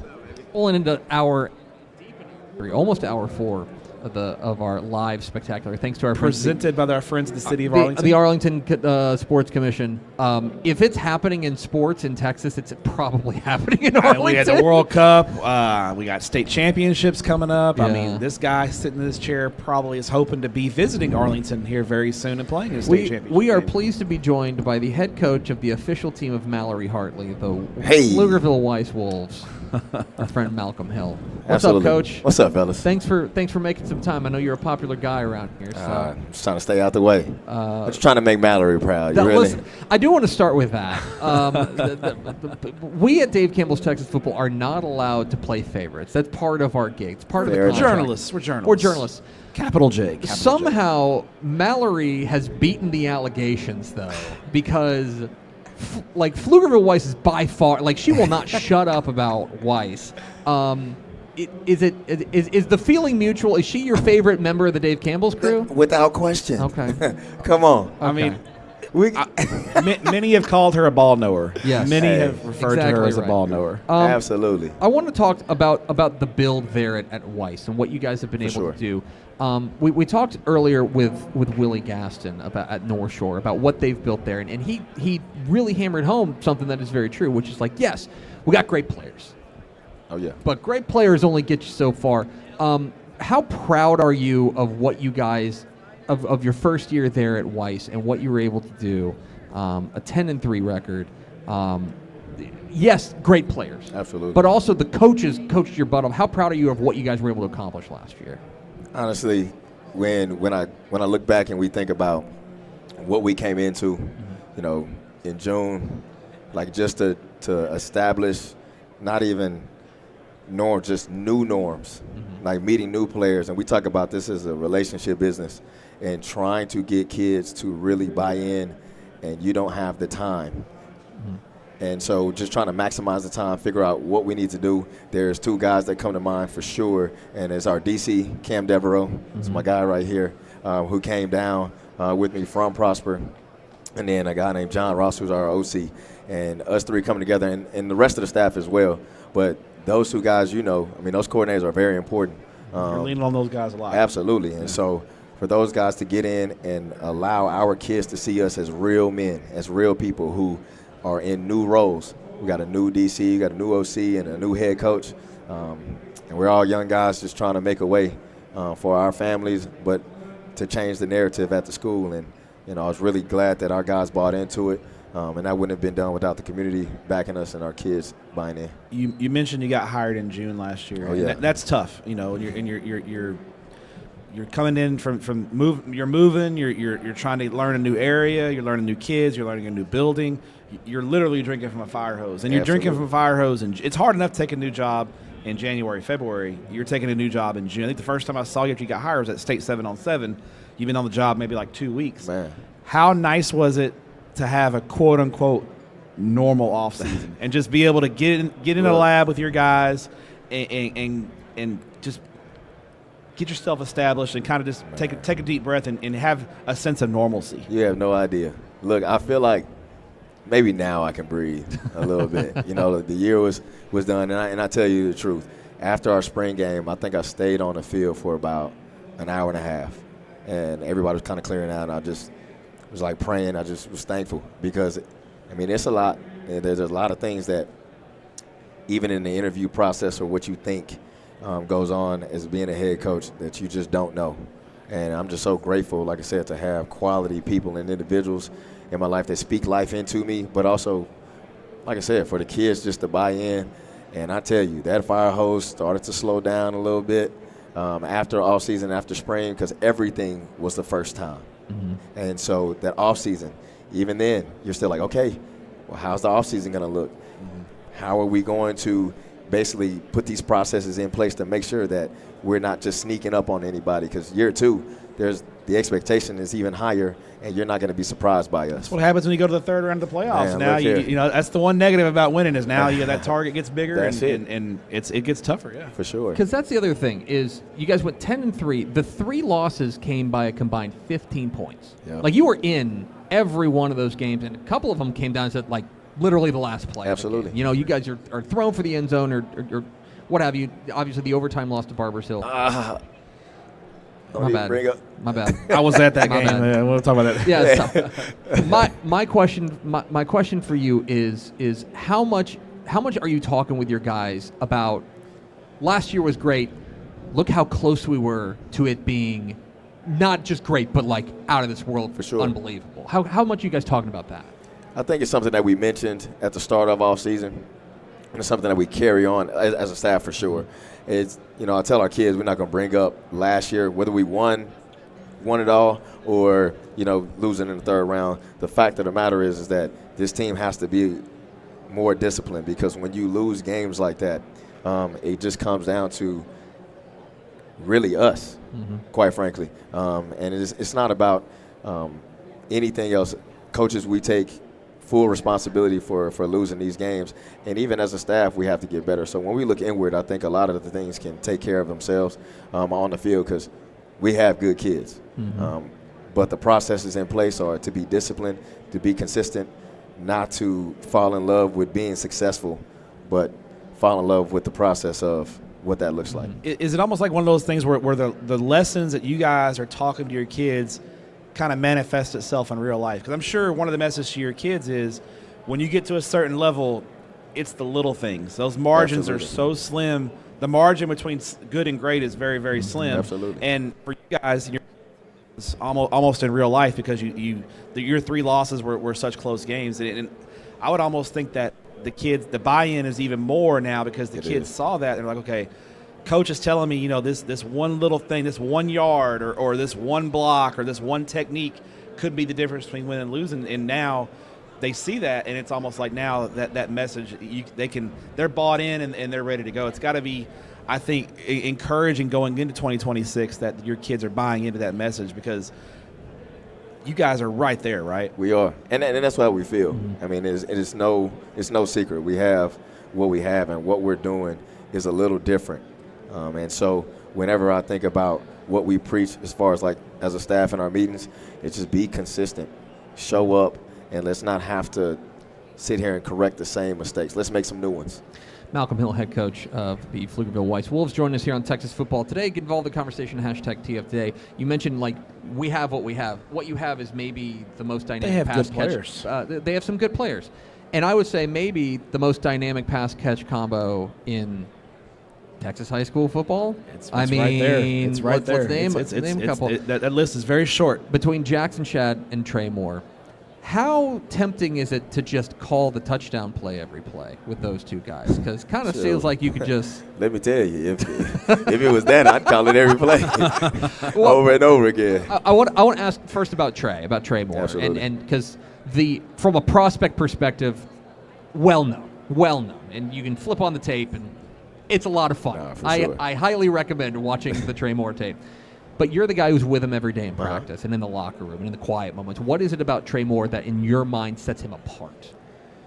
I would say this spring, I got to see the real Trey. So, like I said, during the season, everything's kind of moving 100 miles per hour. And as you see him mature and coming off of that playoff loss, and I think he had 4 catches. And I told myself, I ain't going to let that happen again. And his temperament didn't change. A lot of receivers were like, you're throwing your hands up in the air, and he had every right to be upset. But he sat down and said, Coach, we'll be all right. Mm-hmm. He ain't tapped me on the head, but he could have. You know what I'm saying? He could have tapped me on the head, but he said, be all right. And I literally saw something change in him throughout the spring. He started showing up. Usually when the coaches show up, he would get on the jugs way before anybody would get there. He was getting a workout in, so as the team was coming in, he'd get ready for a second workout. And when you have a guy like that is that bought in to his craft, and, he does a lot of traveling. He's going to see places, trying to figure out where home was at that point, but he was taking every visit.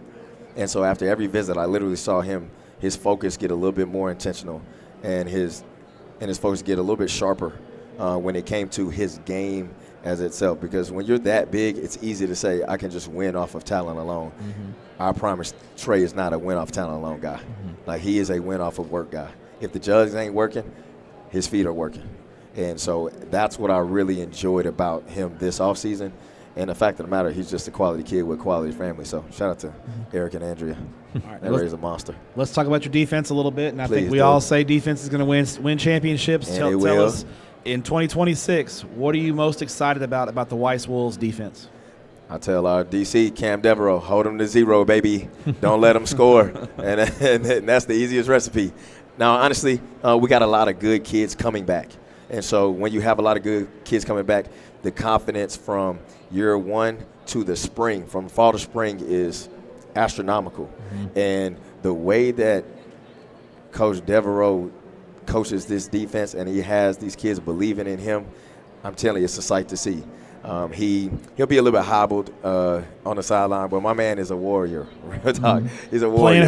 Playing hurt, right? Look, we was hooping a couple weeks ago, and my man might have tore his ACL, and I said, no way. I said, you got to get surgery before the season. You go into the box. He said, you're crazy. he said, you're crazy. My man's still doing all the workouts. He's still running, and, shout out to him for having some type of hard and unmitigated gall. But this dude is a monster. But defensively, you will see the ball still being taken away, and you'll see a lot of guys, new faces too, in the secondary. But when Tyler Henderson comes back, Noah McPeak leading the defense, and even Reagan Smith has popped, and we got a cat by the name of Jarrell Scott, who's a sophomore who he'll give everybody all they can handle up front. Not to mention defense, but one thing about the Weiss Wolves that I love, They play in all three phases of the game. Yeah, Special teams is key. Talk about your special teams, because that has flipped games, and I know it flipped a certain playoff game against LaPorte last year. That block punt return for a touchdown. You guys were unbelievable in special teams. Talk about your special teams and brag on those guys a little bit. Yeah, it's important. And in all honesty, like I said, it does save up games, but we blocked 12 kicks last year. And that to me gives us extra possession. So we could talk about the offense, and they are dynamic and they're great. However, the defense has given us the ball back time and time again. And as we become more efficient offensively, like this is the expectation that we have on defense. And special teams is just another compliment, but really it's a better way to win closer games that we've talked about. And so our special teams coordinator, John Matthews, who's here as well, coming from Killeen, big-time guy. He's already locked in. I think he sent us text message after text message, and Devereaux called me. He's like, hey, man, this dude is a real football guy. And I'm like, nah, we're going to be all right this year in all phases. Last question for me, and it's about expectations. Because last year, like I went and looked it up. We had Weiss, I think, like 13th to start the year. And I think that was a bit of a projection on our part. Sure. I think we'd kind of done a little bit of the research. We liked the things we saw. But are you calling yourself a ball knower? I'm just saying that maybe we knew what we were talking about. Real ball knower. Just keep that energy. Keep that energy when we're right. That's all I'm saying. All that's to say, y'all start the year number 7 in the rankings. The days of Weiss sneaking up on people, no more. They are over. How do you adjust or communicate that to your guys, knowing that everyone's going to see you coming now? It's not going to be like, oh, that's that new program in Pflugerville. How do you keep that, adjust that mentality? I think, honestly, it started in off season. We did away with boot camp this off season because I didn't want it to be a 2-week thing. I want it to be essentially an everyday thing. So we just tried to make sure that we're consistent in everything that we do. Starting off at number 7, no matter what anybody says, they look at the rankings. I look at them. And thank you for reading. Thanks for reading print media. You know what I'm saying? So however you want to slice it, whether you can use it as bulletin board material or social media material now, I believe that it is a true honor to be ranked this high. When people think that from what you've done last year to what they expect you to do this year, it's a great thing. However, we still got to snap the ball and play. And when it comes down to football and working, this team is not shy of that. It is a matter of what we want to do, how we can handle success, and what it looks like moving forward when things start to fall into place or when they start to get a little rocky, which it will this season at some point. So how do we, navigate it? All right, final question for you, Coach, before we get you out of here. You're coaching in Austin. You're a DFW guy, but you also have familiarity here in H-Town. You are a proud Rice Owl, I am. Former Rice Rowl player. So have you and your coaching staff? If you I always say if you eat a bad meal in Houston, you're doing it wrong. Have y'all been eating good since you got down here? Now we about to eat good today though. Yeah? I'll tell you that. I promise you that. So yesterday we kind of ripping and running, guys kind of everywhere. But today I text our special teams coordinator John. I said, hey, if we don't do anything today, we're going to eat. And so I need a smash burger, I need some good sushi, and some soul food. Okay. You know what it is. He's got the whole list. He's getting after it. All 3 will happen, and I'll send you a picture, too.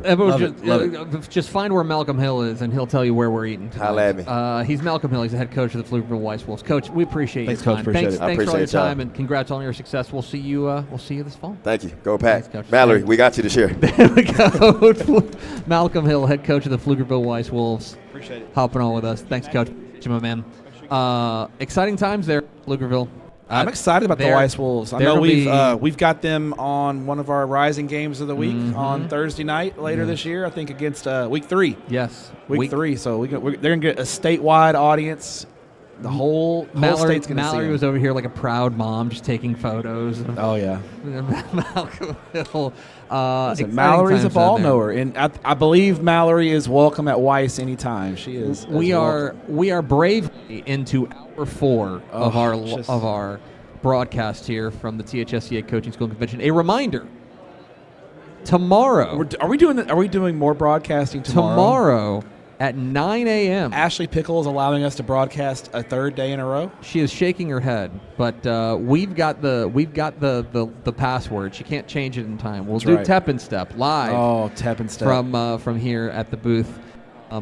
It's the same show. It's really the same show. But just less structured, more scratchy voice. We've mentioned that we've been presented all week by the Arlington Sports Commission, our friends at the Arlington Sports Commission, our good friends. And here with us today, we are pleased to be joined by the executive director. Oh, that's a fancy title. I had to look it up.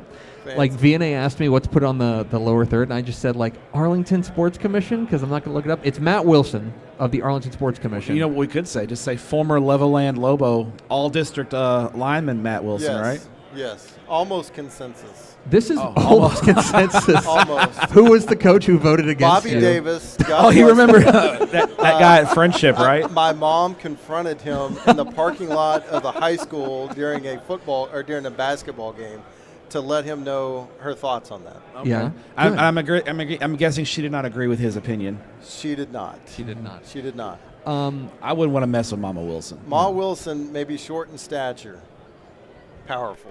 Yeah, but she's got big at heart. You know Probably what watching right now, too. Got that dog in her. Matt Wilson of the Arlington Sports Commission. You guys have had a busy month. Yeah.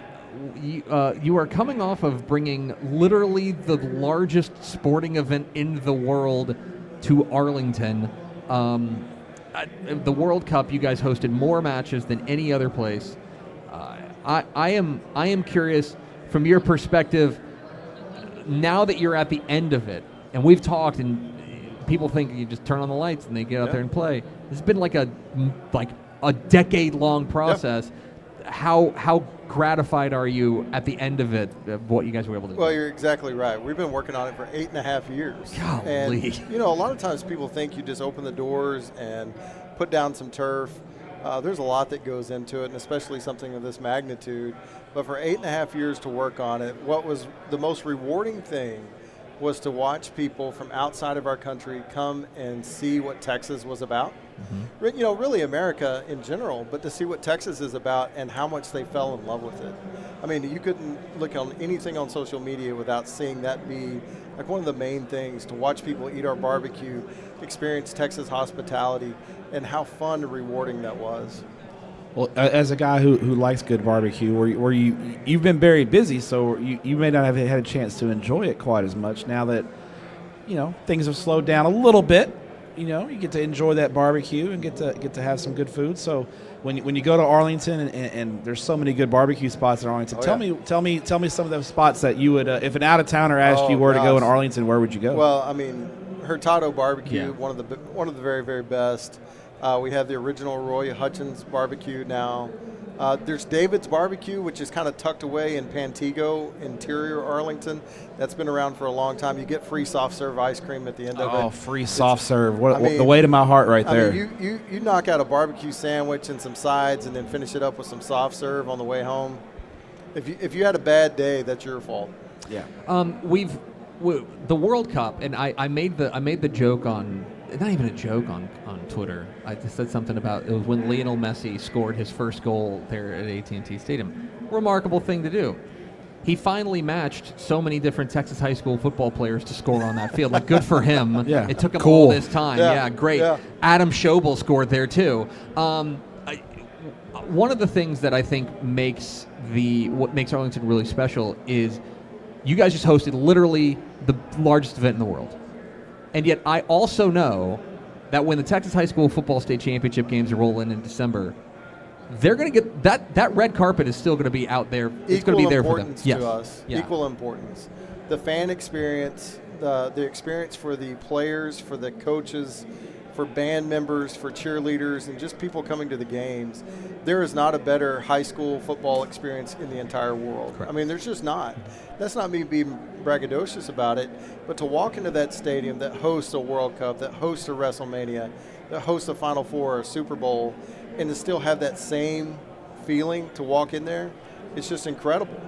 To walk in and see people from all over the country or people from all over our state to watch a 2A high school championship and to look around with the sense of wonderment, it's pretty special. You just don't get that anywhere else. It's one thing we're all football centric. We think about the football teams, but I've been on the field when the band and the drill team come in, and for the city of Arlington, that's the kind of experience that you want. You make it a great experience, not you, but the city of Arlington in general, and the Cowboys and y'all partner well, and the stadium staff. It's a whole experience. You go into AT&T Stadium staff; they're very helpful. But then you see the band and the drill team, and they've got their phones out and they're taking pictures. That's what I think makes Texas high school football special, is the community aspect of it. And I think you guys do a great job of really bringing that to life and tying it all together. And I know that's your job, but it's also a job that you guys, I think, that's why I think the UIL loves having the state championship games in Arlington, because it's important to you guys, and it's just as important as the World Cup. We're in the business of making memories. So whether you're from Houston and going there for the first time, or if you're from tiny McLean, Texas, and walking into that stadium, you'll never forget it. You'll never forget the feeling of being down on that field or walking into that stadium, because there's not another stadium in the world like it. And I would argue this all day long, that there's not a better stadium in the world than AT&T Stadium. And I finally get to say AT&T Stadium. Oh yeah. It's AT&T Stadium. Don't get me started on that. But yeah, we're in the business of making memories, and we take that very seriously. So when people leave, we want them to go, that was one of the best days of my life. So now the World Cup is over, state championships. Like, what's the next big what's next? Matt Wilson next? bomb. Yeah. What's the next? The Wilson bomb. Hey, Wilson bomb. Just like everybody here, it's not what you did, today. It's what are you doing tomorrow? What's next? I mean, we've got a full slate. We've got next month. We have Spikes Under the Lights. The top collegiate women's volleyball in the world will be coming here to Arlington, Texas, and playing at AT&T Stadium. We have the Savannah Bananas for 3 nights. It sold out, I think, in 30 minutes. Yeah. I mean, people can't get enough of that. I mean, everybody and their dog has asked me, is there any way I can be down on the field for the Savannah Bananas? I'm like, hey, calm down. It's just a baseball game. But it's fun, it's entertaining. But we've got several things in the works, and, you asked me about this earlier. What we do is, a year out, 2 years out, 3 years out. But we're already talking about World Cup for 2038. Golly, already? I mean, if I'm still alive in 2038, maybe I'll be involved. I don't know. Debatable. Yeah. I don't know. If I keep eating an El Tiempo, yeah, I probably won't. That butter sauce. I mean, listen, You the got real me. ballers know. You got me. Real ballers know. Real ballers know. All right, I want to give you one opportunity though, because you've been kind enough. Just full disclosure, Matt Wilson's been kind enough to hook us up on occasion to go to cool events in the city of Arlington. I know you got to go to a World Cup qualifier or a World Cup match. Japan and the Netherlands. Japan and the Netherlands. Me and Mike Roach. I got to go to the World Cup semifinal. Oh, you went to a semifinal. Oh, pretty sick. You were there with David Beckham. I was there with David Beckham. That's where I want to go. You get to rub elbows with. There's a lot of interesting people that in your orbit, and especially the World Cup just came. Who do you want to name drop a little bit of some of the people that you were able to interact with, or at least be in the same elevator with? At World Cup, Javier Bardem. So the guy who played Anton Chigurh in one of my favorite movies, No Country for Old Men, is in the suite next to us. And I mean, am I terrified that Anton Chigurh is in the same building with me, that I made eye contact with him? I'm still alive, so I feel like I might have cheated death. Yeah. I hear he's a wonderful person, as a real person. But no, I mean, the amount of celebrities that were in that building for those kind of things. But he was probably the biggest one that I was like, oh, man. That's not for you. You were for just me. like, yeah. You got starstruck. You don't get starstruck easily. We didn't really announce a lot of this stuff, but Zach Brown is playing one of the hydration breaks or halftime of that deal, and nobody knew it. People were like, I think I know that guy. I'm like, yeah, it's Grammy award-winning artist Zach Brown playing on the. Yeah, he just showed up. It was like, Steve Aoki was just playing in the I tried to get Weird Al Yankovic to play. That would have been so awesome. great. That would have been so great. Didn't work out. Didn't work out. Not this time. He was busy doing other things. The next World Cup. The next one. The next World Cup. He is Matt Wilson. He is an all district level land. We saw Lyle Leong. Do you want to give us a scouting report on the Lobos for 2026? Well, I think we're going to be pretty good. We've got some good skill position guys. 8-8 back. I think that Lyle's pretty excited about it. Levelland has great facilities. It's a great town to grow up in. And, man, I'll be out there. I'm fortunate enough to be on the sideline at AT&T Stadium, but I'm also even more honored to be on the sideline at Lobo Stadium. So when you call Lyle, does he get you a sideline pass? He gets me. He says, "Nobody's going to stop you, dude." I mean, I went to school with most of the administrators or the police officers, so no one ever stops me. I just kind of walk out there like, you know. Oh, hey, man. Just fake it till you make it, right? Like, yeah. I'm sure there are people in the stands going, "That guy, let that guy down on the field," but hey, sorry. He's Matt Wilson. You can usually see him on a field in the city of Arlington as part of the Arlington Sports Commission. Mr. Wilson, we appreciate you taking some time out of your busy day. I know you've got many appointments and engagements. Well, let me just say before I leave, I just want to say for you guys and for the entire DCTX staff, what you do matters. What you do is important. If you walk around this place, everybody comes by here first because they want to see what's going on, the amount of care, the professionalism that you guys put into this, and it's your entire staff. I just want to say thank you and commend you guys for all the hard work that you do now, all the way through December to deliver a product that means so much to so many people. Well, that's nice of you to say. That is nice. Thank you for that. We received that. I have nothing else. Your check is in the mail. Got it. In the mail. Matt Wilson of the Arlington Sports Commission, helping to make our shows possible. Matt, we appreciate you hopping on. Thank you, sir. Fresh off the World Cup, fresh off seeing David Beckham and Victoria Beckham. And then he's hanging out with Greg Tepper and Matt Stepp. What a downgrade. Boy, David Beckham and Posh Spice to Tep and Step. What a... That's all of our guests, but we do have two things to plug. First of all, we made a big announcement on Friday. Big announcement. Big announcement. That is the Dave Campbell's Rising Game of the Week, Man, what a loaded slate by Dick's Sporting Goods. Shout out to Dick's Sporting Goods. We've got the schedule here. Look at this. This is every Thursday night during the season. We have live football for free, by the way, and an all-star cast of talent that are going to be bringing you some of the biggest games across the state of Texas with some of the biggest names. The numbers of recruits in these games. Big games, bigger names. Is that a thing? Did we just create a thing? Mallory's nodding. That works. Marketing. Where's marketing? There's big-time games here. You will not want to miss it. It is the Dave Campbell's Rising Game of the Week presented by Dick's Sporting Goods every Thursday. We have more big announcements to come. Wink, wink. Ooh. If you want to check out TexasFootball.com. But that's the first of our big announcements. Also, tomorrow, 9 a.m., bright and early. Wake up with us for Tep and Step live. Who wants to wake up the Tep and Step? Presented by Cover Zero Analytics. Ah, yes. The onion volcano of sweet, clean Cover Zero. The onion volcano of sports analytics firms. We will be talking about our weekend here at THSCA Coaching School and Convention, and that is going to do it for us. That's a crisp 3-hour and 16-minute broadcast. Oh, we love it. Real crisp.